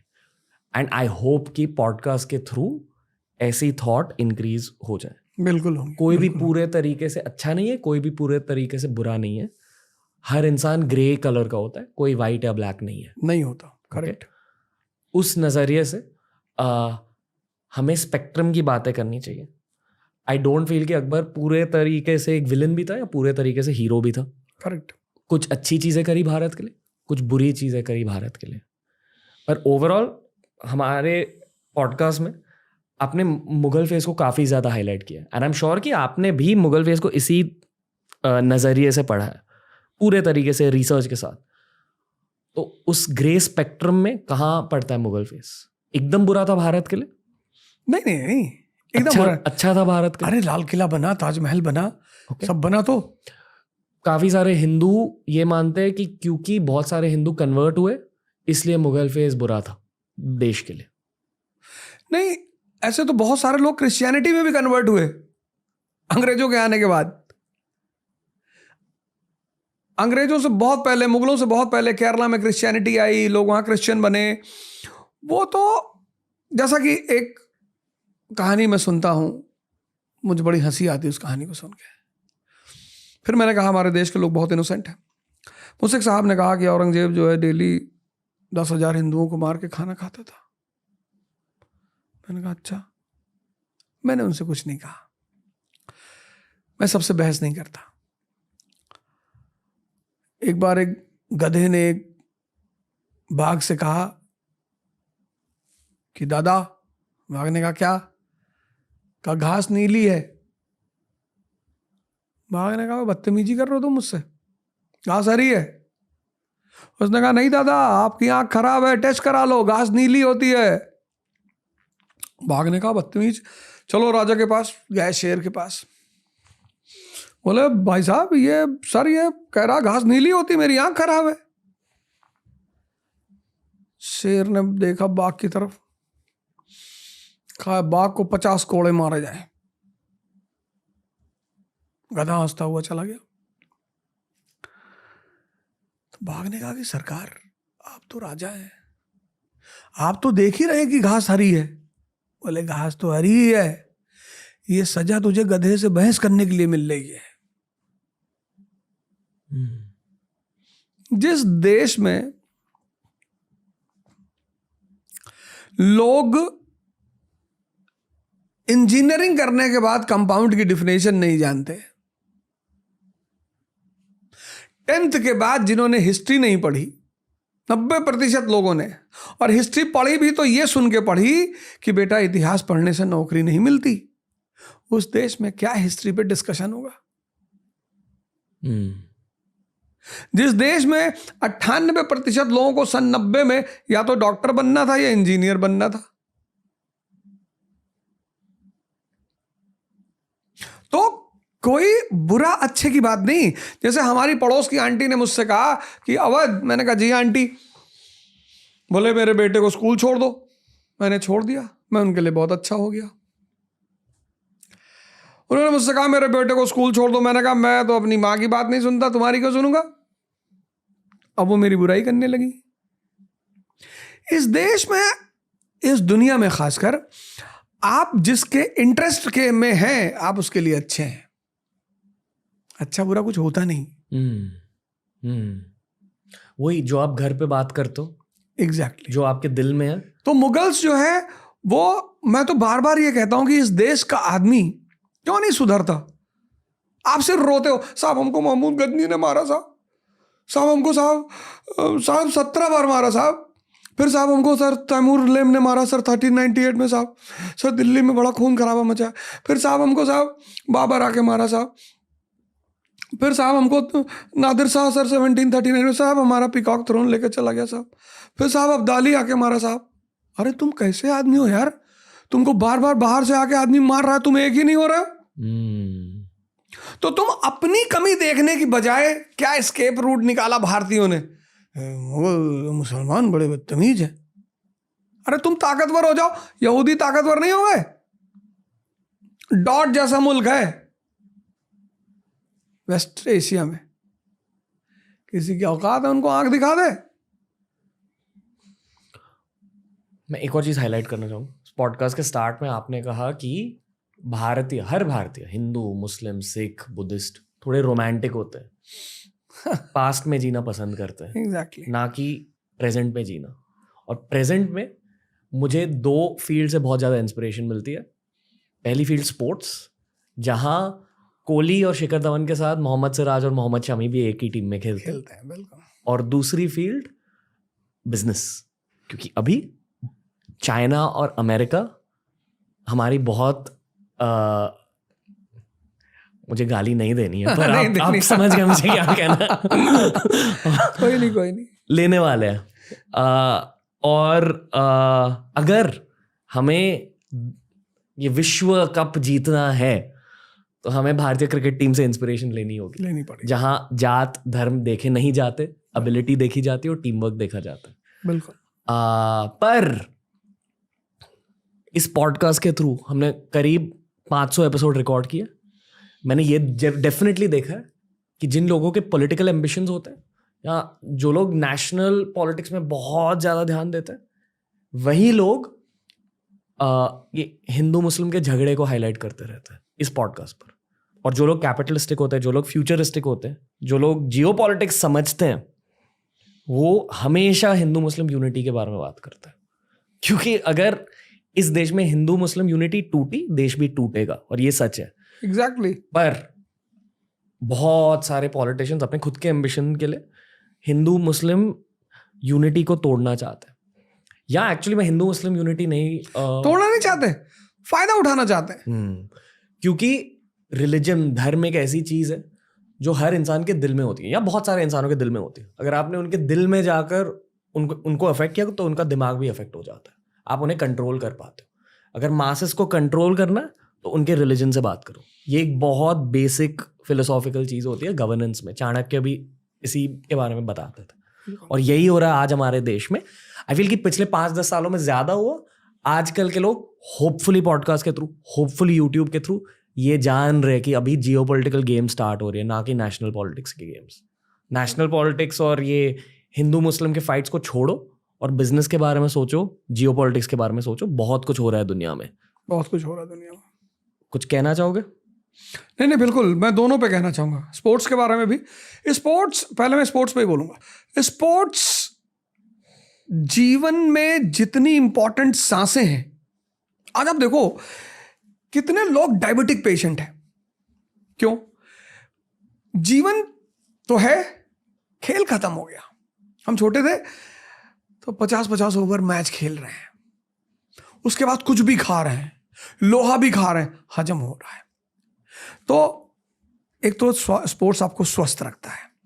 दूसरा, स्पोर्ट्स क्या करता है, आपकी जो स्पिरिट है ना, आप हार गए और आप अपने जीते हुए दोस्त को जाके बधाई दे रहे हो, वो स्पिरिट पैदा करता है। स्पोर्ट्स एक मल्टी डायमेंशनल चीज है। स्पोर्ट्स मतलब ये नहीं कि सिर्फ बल्ला पकड़ लिए खेल रहे हैं, नहीं। जब आप मैच देखते हो, इंडिया पाकिस्तान का मैच हो रहा है, इंडिया जीत गई, पाकिस्तान में टीवी फोड़ी जा रही है, लेकिन पाकिस्तानी कैप्टन, इंडियन कैप्टन गले मिल रहे हैं। अभी वर्ल्ड कप हुआ, लियोनेल मेसी जीता, बड़ी अच्छी बात है। सब चाहते भी थे, मैं भी चाहता था। मैच शुरू होने से पहले मैं भी चाहता था लियोनेल मेसी जीते। जब मैच खत्म हो गया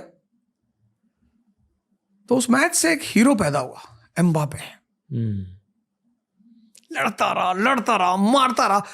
अब वो जो स्पिरिट है उसकी, वो मेरी ताकत बन गई। उस बंदे ने अपना पेनल्टी शॉट तो मार ही दिया था कि हारना नहीं है बॉस। फ्रांस के प्रेसिडेंट ने जाके उसके कंधे पे हाथ रखा, उसने कहा हटाओ यार।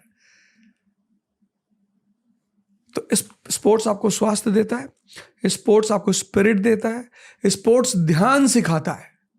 जिसका मन अनस्टेबल है वो क्या खेलेगा? तो जहां पे इतने फैक्टर्स जुड़े हुए हैं, आज के बच्चे, 12 साल के बच्चे को शुगर है क्योंकि सबके पास पैसा है, ज्यादातर लोगों के पास। खाना आप बच्चों को अच्छा खिला रहे हो, लेकिन बच्चे खेल ही नहीं पा रहे। मोबाइल ने बहुत कुछ दिया, बहुत कुछ छीना। उसमें एक चीज छीन ली, बाहर घूमना छीन लिया। मैं अभी आ रहा था प्लेन से, तो मेरे बगल एक साहब बैठे हुए थे। मैं तो किताब पढ़ रहा था। अब तो किताबें मेरी नशा बन गई। जिस चीज से आपको पैसा मिलता हो, इज्जत मिलती हो, आप उसको अगर छोड़ देंगे तो आप खत्म हो जाएंगे। और मुझे ये सब चीज मिला किताबों से। इसलिए मैं चाहता हूं कि डॉक्टर अंबेडकर का जो बर्थडे है 14 अप्रैल, उसको एजुकेशन डे मनाया जाए, क्योंकि वो भी आदमी दलित से ब्राह्मण बना एजुकेशन की वजह से। सरकार उसको एजुकेशन डे डिक्लेयर कर दे कि आज के दिन एजुकेशन पर चर्चा होगी कि एजुकेशन क्या होती है, ये क्या होता है। तो स्पोर्ट्स बहुत बड़ी चीज है। वो सांसों के बाद आदमी के जीवन में बहुत जरूरी है और हर आदमी को उस पर ध्यान देना चाहिए। सिर्फ यही नहीं कि स्टेडियम में बैठ के क्रिकेट मैच देख रहे हैं, कुछ ना कुछ खेलना चाहिए। बिजनेस, भारत सोने की चिड़िया, you took up that point. कब था? जब हम टेक्सटाइल एक्सपोर्टर थे, अशोक के टाइम पे। जब हम लेदर एक्सपोर्टर थे, जब हम पेपर एक्सपोर्टर थे, जब हम कटलरी एक्सपोर्टर थे। प्लिनी, रोमन हिस्टोरियन, रो रहा है, कह रहा the entire gold of Rome is flowing towards India. और आज हम कॉर्नफ्लेक्स से लेकर बोइंग तक इंपोर्ट करते हैं। केलॉग्स, जो कंट्री कॉर्न पैदा करती है वो कंट्री केलॉग्स इंपोर्ट करती है। हमारा रुपया नहीं मरेगा तो किसका रुपया मरेगा? एंशिएंट इंडिया, पूरा बाहर का पैसा भारत आ रहा है। हम एक्सपोर्टर थे, बैलेंस ऑफ पेमेंट हमारे फेवर में था। Maximum export, minimum import. Medieval India, वो ताजमहल बाहर यूरोप वही तो पैसे दे गए तभी तो बना। Maximum export, minimum import. आज मैक्सिमम इंपोर्ट, मिनिमम एक्सपोर्ट। और जब तक ये बैलेंस, अब तेल तो हम नहीं बना सकते, तेल तो हम एक्सपोर्ट ही करना, लेकिन सब्स्टिट्यूट एनर्जी तो हम यूज ही कर सकते हैं ना। सोलर पावर पे हम ध्यान दे ही रहे हैं, इलेक्ट्रिक कार्स हम ला ही रहे हैं। तो बहुत सारी चीजें जो हम कर सकते हैं। भाई, कार की शीशे का वाइपर तो बना ही सकते हैं ना, साइकिल बना सकते हैं, स्लीपर बना सकते हैं। तो इंडिया को बिजनेस प्रमोशन की जो आइडियोलॉजीज है ना, उनको प्रमोट करना चाहिए हमारी सरकार को, निश्चित तौर पे करना चाहिए। ओके। और इसलिए जो लोग मुगल्स को या जनरली इस्लाम को एक ब्लैक पेंट का कोट के साथ पेंट कर रहे, आई थिंक यूथ को अब उनकी बातें सुननी नहीं चाहिए। मेरा मानना यह है कि जहां भी आपको डाउट हो, जहां भी, जैसे एक साहब ने हमसे कहा हम डॉक्टर अंबेडकर से बहुत नाराज हैं। हमने कहा क्यों? तुम्हारे साथ बदतमीजी की, तुम्हारी वाइफ के साथ? अरे नहीं यार, उस आदमी ने जो है आरक्षण लेकर आया। मैंने कहा यार पढ़ लो कम से कम। You ask me a question, I said यार मैं तैयार नहीं हूं। इस देश में 90% आदमी व्हाट्सएप यूनिवर्सिटी से सुनकर नॉलेजेबल हो गया है। तो जहां भी आपको डाउट है तो आप किताब पता करो कि यार ये कहाँ लिखा हुआ, और वो किताब स्टैंडर्ड पब्लिकेशन से होनी चाहिए। एविडेंस ढूंढो आप बेसिकली। हाँ, वो किताब जो है मजनू पब्लिकेशन से नहीं होनी चाहिए। आप पढ़ो ना, आप पता करो। मैंने पता नहीं क्यों पर 10-12 साल पहले जेई की पढ़ाई करी थी। अच्छा। कुछ समझ नहीं आया। मेरी मैथ्स अच्छी थी, फिजिक्स बहुत अच्छा था, पर केमिस्ट्री और बाकी मुझे याद भी नहीं कौन से सब यही था, पीसीएम थे। पर मेरे से नहीं होगी, बहुत मेहनत लगी थी। पर मैंने ये जाना कि जेई क्रैक करने के लिए पहले तो आपको बहुत मेहनत करने की ज़रूरत है। दूसरी चीज़, आपको बहुत डीपली मैथमेटिक्स और फिजिक्स के बारे में सोचने की ज़रूरत है। सवाल ऐसे होते जेई में कि मान लो 2 ट्रेन एक दूसरे की तरफ जा रहे हैं, ठीक है, और एक ट्रेन पर एक बर्ड है और 2 ट्रेन की स्पीड ये है और वो बर्ड की स्पीड इतनी है। एक ट्रेन से वो दूसरे ट्रेन तक बर्ड जब फ्लाई करेगा तो पहला सवाल यह है कि इस ट्रेन तक वो कब तक पहुंचेगा, और फिर मान लो उसने एक रिटर्न जर्नी मारी तो फिर इस ट्रेन तक कितने टाइम में पहुंचेगा, और based on that speed of trains वो बर्ड कितनी बार दोनों ट्रेन को टच करेगा। और ये सवाल पढ़ के मैंने जेई को छोड़ा क्योंकि पता चला कि यार ये बहुत डीप थिंकिंग करनी होगी मुझे यहाँ, और मुझे नहीं करनी, क्योंकि शायद मुझे इंजीनियरिंग ही नहीं करनी थी। पर नहीं, मैंने इंजीनियरिंग करी, आसान एग्जाम दिया। आई थिंक अभी आज के ज़माने में हर किसी को जेई देना पड़ता है, तभी ऑप्शंस होते थे एग्जाम्स, तो I chose an easy exam. पर जेई आप इंजीनियरिंग क्रैक करने के लिए थोड़ा सा mathematical, physics, visualisation oriented mind की ज़रूरत होती है।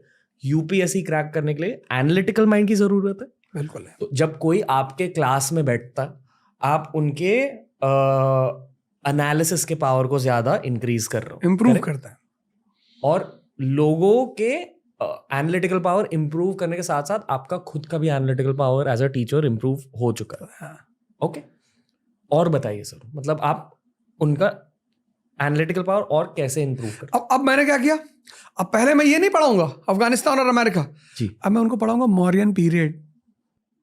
अब वहां की औरत कैसी है, अमेरिका की औरत की तरह, क्योंकि इकोनॉमिक हाँ, क्योंकि सेकंड अर्बनाइजेशन का पीरियड है, तो मैं उनको मौर्य पढ़ाऊंगा, पोस्ट मौर्य पढ़ाऊंगा। Post Maurya period is the peak of second urbanisation. पैसा बह रहा है भारत में, तो एक चित्र बनाऊंगा पोस्ट मौर्य का, फिर उसके नीचे एक चित्र बनाऊंगा यूनाइटेड स्टेट्स ऑफ अमेरिका को, फिर दोनों के बीच में इक्वल साइन लगा दूंगा। फिर दूसरा चित्र बनाऊंगा अफगानिस्तान का, फिर बनाऊंगा 1000 AD का, फिर दोनों चित्र बना दूंगा। ये देखो सती प्रथा, ये देखो चाइल्ड मैरिज, ये देखो रोल ऑफ इकोनॉमी। तो पढ़कर सोच डेवलप करना पड़ेगा, हिस्ट्री को समझकर, हिस्ट्री, इकोनॉमी सब ऐसे ही पढ़ना पड़ेगा। तो यूपीएससी, अच्छा मेहनत की वो जो बात है, मजदूर मतलब कौन, जो बेहोश होकर मेहनत कर रहा है, जिसको मजदूर की 4 प्रॉपर्टीज होती, जो भी लोग जीवन में मजदूर होते हैं उनकी 4 प्रॉपर्टीज होती। पहला, क्या मुकेश अंबानी कम मेहनत करते हैं? बहुत करते हैं, लेकिन उनका जो मेहनत का डायरेक्शन है वो उनका इंटरेस्ट का डायरेक्शन है, और इंटरेस्ट में जब आप मेहनत करते हो तो मजा आता है। मजदूर करता है बस, पहला फीचर मजदूर का। इसलिए हर व्यक्ति को अगर उसके मेहनत में मजा नहीं आ रहा है तो उसे पता करना चाहिए कि क्यों नहीं आ रहा, क्योंकि वहां फिर वो सफल नहीं होगा। दूसरा मजदूर का ट्रेड क्या होता है, उसके लिए समय कीमती नहीं है, उसके लिए पैसा कीमती है। समय तो किसी के साथ बैठा रहेगा, वो चाय पीने बैठा है, 6 घंटा बैठा है। बड़े सारे स्टूडेंट्स ये काम करते हैं, चाय पानी निकले कि मन नहीं लग रहा था, मन बड़ा उलझा रहता, डिप्रेशन फील हो रहा है। अरे तो रूम पार्टनर 2 लोग रहते हो, एक बड़ी सी छड़ी मंगा लो इतनी, जब डिप्रेशन फील हो 10 डंडा तुम अपने यहाँ सामने रख के तो मारे, खत्म डिप्रेशन। मास्टर ऐसे ही तो डिप्रेशन दूर करता था स्कूल में। दूसरा ट्रेड उसका, वो पैसे को कीमती मानता है, समय को नहीं मानता। तीसरा मजदूर क्या करता है, उसका गोल ही क्लियर नहीं है, कहां जाना है। आईएएस बनोगे सर, नौकरी चाहिए बस सर, बैंक में भी लग जाए तो ले ले। तो वो बेहोशी में मेहनत करता है, वो समय को कीमती नहीं मानता, उसके पास फिक्स्ड गोल नहीं है। और चौथी बात, सबसे प्रभावित है, पैंट खरीद रहा है दुकान पे लिवाइस की। कभी कभी मैं ये सब जानबूझ के करता हूं, मुझे बड़ा मजा आता है। शोरूम पे 4-5 लोग खड़े हैं, पैंट ले रहे हैं लिवाइस की, मैं क्या बगल में खड़ा हो गया। मैंने कहा आजकल अच्छी नहीं आ रही लिवाइस की पैंट, मैं लिया था 2 श्रिंक कर गई है सर। है हाँ यार पता है नहीं कुछ हो, ले लो तुम। नहीं नहीं सर हम नहीं लेंगे। अरे मेरे कहने से काहे नहीं ले रहे हो? मरा हुआ मन कभी राजा हो सकता है? ये 4 चीजें व्यक्ति को अपने अंदर देखनी चाहिए। उसे मजदूर नहीं बनना चाहिए, मेहनत तो करनी ही है। आप पढ़ाई में मेहनत नहीं करोगे, चौकीदार बन गए, चपरासी बन गए, प्राइवेट सेक्टर में जॉब कर लिया। भाई आज Ranveer Allahbadia is running his own business. You are master of your time, you are master of your money, you are master of your decisions at the age of 30. If you would have working somewhere, है ना? तो IAS की preparation सिर्फ analysis की preparation नहीं है, personality की भी प्रिपरेशन है। ओके, इतने कम लोग क्रैक क्यों कर पाते? सीईटी कम है, पर ओके फेयर। और अब कौरव की तरफ कितनी सेना है, कितने वॉरियर हैं? अर्जुन की तरफ एक है। बड़ा प्यारा सवाल है ये कि हारते क्यों हैं? पांडव की तरफ एक वॉरियर अर्जुन, कौरव की तरफ भीष्म पितामह, द्रोणाचार्य, कर्ण, अश्वत्थामा, खुद दुर्योधन। भीष्म पितामह दिल से नहीं लड़ रहे हैं, तो जो स्टूडेंट दिल से नहीं लड़ेगा वो भीष्म पितामह की तरह लड़ रहा है, जीतेगा तो कभी नहीं। द्रोणाचार्य कंफ्यूज्ड हैं, युद्ध के मैदान में अपने दुश्मन से राय मांग रहे हैं कि भैया मेरा बेटा मारा गया भैया। कर्ण जज्बाती है कि मेरे भाई है, मैं आईएएस बन के क्या करूंगा, मेरा भाई अर्जुन आईएएस बन जाए। दुर्योधन बेवकूफ है, मां के पास जा रहा है, कृष्ण बीच में आ जाते, कहते पे नंगे जा रहे हो, जॉकी पहन लो। तो जो भी कौरव की तरफ के योद्धा है, उसके ट्रेड जिस यूपीएससी एस्पिरेंट में है, वो चाहे जितना बड़ा योद्धा है वो हारेगा। ओके, मेहनत, फोकस और स्थिरता के अलावा इस एग्जाम को क्रैक करने के लिए क्या चाहिए होता? मस्ती। कि गर्लफ्रेंड की लैप में भी अगर सर रखा है तो नेशनल इनकम चल रहा है। कोई तुम्हारे दिमाग में जाके थोड़ी देख रहा है। लोग क्या करते, गर्लफ्रेंड ही छोड़ देते। भैया हम भैया लड़की से बात नहीं करेंगे भैया। कहीं नहीं करोगे? भैया पापा ने मना किया है। मस्त रहो यार, हर चीज को तो तुमने खतरा बना लिया है, हर चीज से तुम डरे हुए हो। और लड़कियों को मजा आता है ऐसे लोगों को छेड़ने में। लड़कियां वैसे किसी से बात भले ना करें, लेकिन जब उनको यह पता चल जाता है कि ये आदमी बड़ा कंसंट्रेट हो रहा है, इस तरह के अपने खेल हैं कई सारे, उसमें से एक खेल है आदमी का कंसंट्रेशन तोड़ना। विश्वामित्र बैठे नहीं थे, आईएएस बनना। इंद्र को लगा कि यार ये तो आईएएस बन रहा है, मेनका को भेजा कि जाओ जरा देखो। तो मेनका ने हाथ चूड़ी उड़ी बजाई, विश्वामित्र ने एक आंख खोल दी। औरतों का एक मजा है नाचना, आदमी नाचता रहे, भस्मासुर को मार डाला। तो मस्ती में रहना है। इंटरव्यू में क्या टेस्ट किया जाता है? इंटरव्यू जैसे क्वेश्चंस पूछ लिया कि आपको लगता है मुगल इतिहास हटाना चाहिए? अच्छा, opinion, you can not deny opinion. 3 तरह के क्वेश्चन इंटरव्यू में होते हैं। एक होता है आपका डैफ, आप अपने बारे में पहले ही बता देते हो, डैफ का फॉर्म होता है, उसमें सब कुछ लिखा होता है आपके बारे में, आप कहाँ पढ़े, आप कहाँ गए, आपके स्कूल का नाम क्या था। तो एक तो वहां से इंटरव्यू होता है। दूसरा होता है आपके नॉलेज चेक होती है, अच्छा एमएससी किया है फिजिक्स से, तो फिजिक्स से पूछ लिया। तीसरा होता है, दूसरे में करंट भी आता है कि यूक्रेन वॉर क्या सोच रहे हो, ये है कैसे शुरू हुआ, क्या मतलब। लेकिन सबसे इंपॉर्टेंट क्वेश्चन होता है पर्सनैलिटी बेस्ड, ओपिनियन, कि आपको लगता है कि राम मंदिर बनना ही चाहिए था। अब आप ये नहीं कह सकते कि सर मैं ओपिनियन नहीं दूंगा, and your opinion is you are. Tiger ढूंढ रहे हैं सरकार, Exactly. दिमागी tiger. Lion, decision and dareness. गोली भी तो चलानी है IPS बन के, तो वो दोनों चीज ढूंढ रहे हैं, डिसीजन और डेयरनेस. तभी राजा बनने देंगे. वो सिर्फ डेयरनेस नहीं ढूंढ रहे हैं कि आप हाथी हैं, बहुत ताकत है, आप कहीं भी घुस जाएंगे. नहीं नहीं नहीं.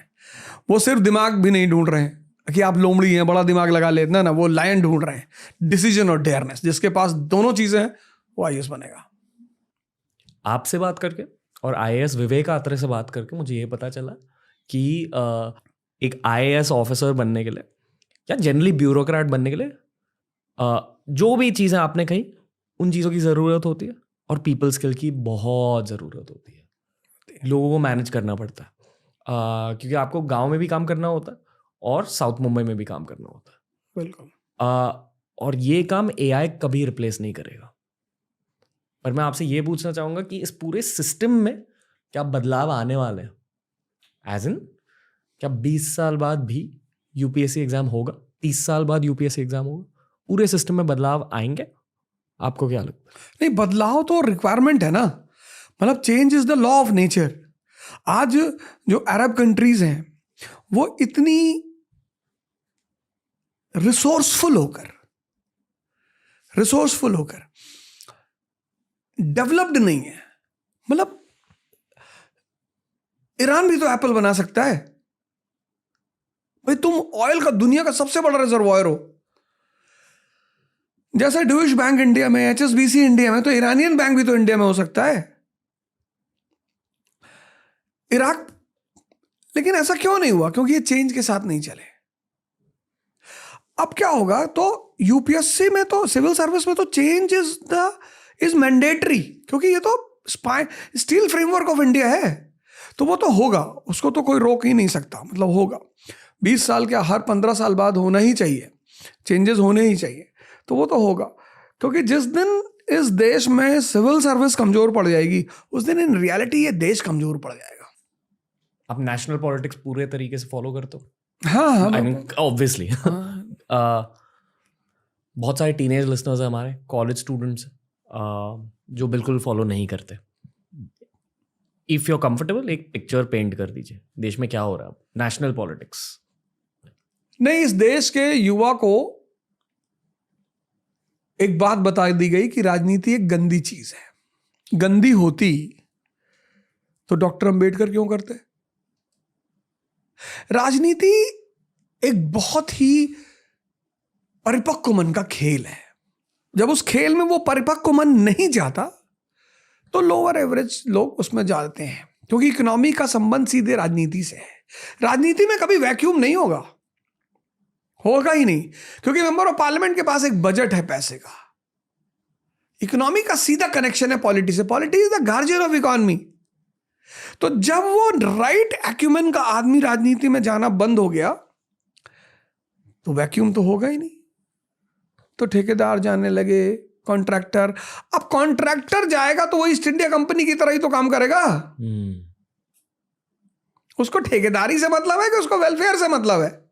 तो जिस प्रकार ईस्ट इंडिया कंपनी के समय भारत परेशान था, उस समय आज भारत परेशान है. वो इसलिए नहीं कि यहां कोई खराब है, नहीं, इसलिए क्योंकि एक अलग ग्रुप का आदमी पॉलिटिक्स में एंटर कर गया. और दूसरी बात, इस देश के आदमी को बजट समझ में नहीं आता. और आपने अपने नौकर को 1000 रुपया दिया कि जाओ बाजार से सामान ले आओ, वो लौट कर आया, आपने हिसाब नहीं मांगा, तो बाकी पैसा तो वो रख ही लेगा ना. हर आदमी लाल बहादुर शास्त्री थोड़ी है. तो इस देश का आदमी अपने आप को राजा मानता ही नहीं. प्रियम्बल की पहली लाइन कहती हुई the people of India solemnly resolve. तो मैं इस देश के युवाओं से कहूंगा कि वो राजनीति का अध्ययन करें, पढ़ें, उसको गौर से देखें और कोशिश करें कि अपनी एक सोशल स्टेटस बनाकर खुद राजनीति में एंटर करें. एक सप्लीमेंटल सवाल, आप उन्हें कुछ स्टार्टिंग इनपुट दे दीजिए. क्या हो रहा है देश में अभी? नहीं, अभी तो मतलब मान लो एक 18 साल का बच्चा ये पॉडकास्ट सुन रहा है और उसे लिटरली सिर्फ ये पता है कि हमारे देश के PM मोदी जी हैं. बहुत सारी चीजें हो रही हैं अभी देश में. अब इस देश में कोई उल्टा सीधा नहीं बोलता. जैसे मैंने एक बार जामा मस्जिद के इमाम साहब को सुना, उन्होंने कहा कि हाँ मैं ISI का एजेंट हूँ, किसी को कुछ करना हो तो कर ले। अब कोई इस तरह से नहीं बोलता इस देश में। अब इस देश में राष्ट्रवाद की बातें बहुत ज्यादा हो रही हैं। उस पर कितना काम हो रहा है ये तो बाद का समय बताएगा। वो हो रहा है। अब इस देश की पूरी जो दर्शन है वो बदल रहा है। पूरा दर्शन बदल रहा है। वो बदलना ही था तो समय की बात थी, वो होना ही था। कभी कभी क्या होता है कि आप कुछ काम करते हो, उस वक्त आपको फील नहीं होता। जैसे आज की डेट में इस देश का मुसलमान पॉलिटिकली जाग रहा है। पहले उसको जागने के, वो जानता था कोई भी सत्ता में आएगा हमारा विरोध कोई करेगा ही नहीं। उस बात ने उसको बर्बाद कर दिया था। मतलब जब किसी आदमी को कोई टोकने वाला नहीं होता। मेरे एक दोस्त हैं, उनके फादर DM थे, तो उनके घर में जब भी कोई ज्योतिषाचार्य या पामिस्ट्री वाला आता था तो उनके बेटे की बड़ी तारीफ करता था। अरे बाबूजी मंगल बड़ा उच्च का है बाबूजी, अरे बृहस्पति देखो बाबूजी, शुक्र के तो क्या कहने। और मैं अगर हाथ दिखा देता था तो मुझसे कहता संघर्ष बहुत है। तो मोदी जी के भी जीवन में तो संघर्ष बहुत है। संघर्ष बहुत होना बड़ी अच्छी बात है। तो जिसकी भी ज्यादा पैटिंग की जाती है ना, वो बर्बाद हो ही जाता है। मुसलमान को चिंता नहीं थी अपनी, होश पड़ा हुआ। वो जानता था कि कोई भी आएगा सब पैट कर रहे हैं। अरे भैया भैया मुसलमान को कुछ मत बोलना भैया, अरे भैया। ये क्यों होता था? Vote bank. मुसलमान तो उसको, मुसलमान बड़ा भावुक है ना। मुसलमान को जितना इतना आप बस इस्लाम की तारीफ कर दो, मुसलमान सीना उना फाड़ के कि अरे भैया। मुसलमान का जीवन ले लो, बस इस्लाम की तारीफ कर दो। तो मोदी जी ने मुसलमान को इस बेहोशी से बाहर निकाला। मुसलमानों को मोदी जी को थैंक यू बोलना चाहिए, निश्चित तौर पर बोलना चाहिए। थैंक यू कहना चाहिए उन्हें कि महाराज आपने निकाला। तो शाहबानों के केस में क्या हुआ था इस देश में? सरकार की हिम्मत ही नहीं पड़ी कि वो कानून को बदल दे। यहां तो कानून बदल, कोई परेशानी है बाबूजी, कोई परेशानी नहीं। यही तो है डिटरमिन्ड लीडरशिप। इंस्टेंट ट्रिपल तलाक। ट्रिपल तलाक is different, instant is different. आप भाई दारू पी के मोबाइल में पत्नी को बोल दिए तलाक तलाक तलाक, ये थोड़ी इस्लाम कहता है। वो तो ट्रिपल तलाक की बात करता है, और वो भी स्टेजेस में। तो जो काम विलियम बेंटिक ने हमारे लिए किया ईसाई होते हुए, बड़े ध्यान देने वाली बात है, सती प्रथा खत्म किया उसने, वही काम नरेंद्र मोदी ने मुसलमानों के लिए किया हिंदू होते हुए। कभी कभी आप बेहोशी में अपनी कमियां नहीं देख पाते, कोई दूसरा आके दिखा जाता है, तो उसको गाली देने के बजाय उसको थैंक यू बोलना चाहिए। क्योंकि आप एक गुरु, आप एक कोच हो। आपने बहुत सारे अलग अलग जेनरेशंस को देखा है अब तक। कितने बैचेस को ट्रेन किया आपने टोटल? कम से कम 500 बैच तो होंगे ही। Okay, minimum. अपनी मेंटालिटी की प्रोग्रेशन देखी है? बिल्कुल देखिए। तो अभी मेंटालिटी बदली कैसे? टेक्निकली बहुत स्ट्रांग है, इमोशनली बहुत कमजोर है। ये न्यू जनरेशन का इतना बड़ा सच है। और वो इसलिए है क्योंकि वो हाफ गर्लफ्रेंड ज्यादा पढ़ते हैं। तो जो आदमी सिर्फ हाफ गर्लफ्रेंड पढ़ेगा और दिनकर को नहीं पढ़ेगा, वर्षों से वन में घूम घूम बाधा विघ्नों को चूम चूम, सहधूप घाम पानी पत्थर, पांडव आए कुछ और निखर, सौभाग्य न सब दिन सोता है, देखें आगे क्या होता है। इसको भी पढ़ना जरूरी है कि महाभारत बिना संघर्ष और शक्ति के नहीं जीती जा सकती। मुझे लगा अब तक कि सिर्फ शहरों में टफनेस चली गई है, पर आप ये कह रहे हो कि टीयर 2 टीयर 3 में भी टफनेस की प्रॉब्लम है। ओके, अभी इसका सोल्यूशन क्या है? नहीं, सॉल्यूशन पहले हमारी बात ही वहीं से शुरू हुई, एजुकेशन सिस्टम से, फैमिली से, एम्बियंस से, एनवायरनमेंट से। तो वो सब, जैसे माँ बाप को चाहिए कि कहीं ना कहीं अपने बच्चे को जो उनका हीरो हो उसकी कहानियां जरूर सुनाए। प्रभु राम की कहानी सुनाए, भगवान कृष्ण की सुनाए जरूर। घर में जैसे मैं अपनी बेटियों के साथ क्या करता हूँ, एक टॉपिक दे दूंगा कि भाई कल संसद बैठेगी, मैं अपने घर को संसद बना लिया हूँ। एक तरफ अपोजिशन बैठता है, एक तरफ सरकार बैठती है। तो सरकार की तरफ मेरी वाइफ बैठती है, मैं बैठता हूँ, वो पीएम बन जाती है, मेरे बच्चे अपोजिशन बन जाते हैं। फिर एक मुद्दा आ जाता है भाई संसद, फिर बहस होती है, फिर उसमें प्राइज डिस्ट्रीब्यूशन होता है। तो ये भी तो एक तरीका है हफ्ते भर में कर। तो इससे क्या होता है, बच्चों के सोचने की क्षमता बढ़ती है। सब चीजें स्कूल भी नहीं कर सकता, कुछ चीजें आपको भी करना पड़ेगा। तो जब सब, सरकार, परिवार, बच्चे, टीचर सब मिलेंगे तो फिर तो मुट्ठी बनेगी, और मुट्ठी मतलब ताकत। अवध ओझा सर, यही है आज का पॉडकास्ट। कैसा रहा आपका एक्सपीरियंस? बहुत अच्छा, ओके, बहुत बढ़िया। आई एम श्योर कि आपके साथ हम और बहुत सारे पॉडकास्ट रिकॉर्ड करने वाले हैं। इंटरनेट को आपकी ज़रूरत है, मैं बस यही कहूँगा। Thank you. हाँ, और कुछ लोगों के दिमाग और दिल सिर्फ पॉडकास्ट के माध्यम से खुलते हैं इंटरनेट के सामने। पर एक कॉन्वर्सेशनलिस्ट होने के लिए और एक अच्छे पॉडकास्ट गेस्ट होने के लिए सालों तक आपको मेहनत करनी पड़ती है, सालों तक पढ़ाई करनी पड़ती है। और आप एक लाइफ लॉन्ग लर्नर हो, लाइफ लॉन्ग स्टूडेंट हो, और यही स्टूडेंट मेंटालिटी को दुनिया के सामने पेश करना हमारा ऑनर है sir. Thank you so much. बहुत कुछ सीखा आपसे। अरे मैंने भी बहुत कुछ सीखा यार, और सुना जो है उस पर मैं होमवर्क करूँगा। नहीं, जेन्युइनली बहुत अच्छा लगा आपसे बात करके, एंड आई होप कि आपको बेसिकली मजा आया हो। बहुत बहुत बहुत बहुत मजा आया। जाने से पहले sir, on behalf of team TRS and team Ajio, आपके लिए एक गिफ्ट हैम्पर है। मुझे हाथ में एक चोट लग चुकी है, इसलिए भारी हैम्पर है, मैं आपको नहीं दे सकता। ये हमारा पॉडकास्ट प्रोड्यूसर श्रुतेश आपको देगा। Thank you sir. Thank you. उस में बाहर रखवा देते।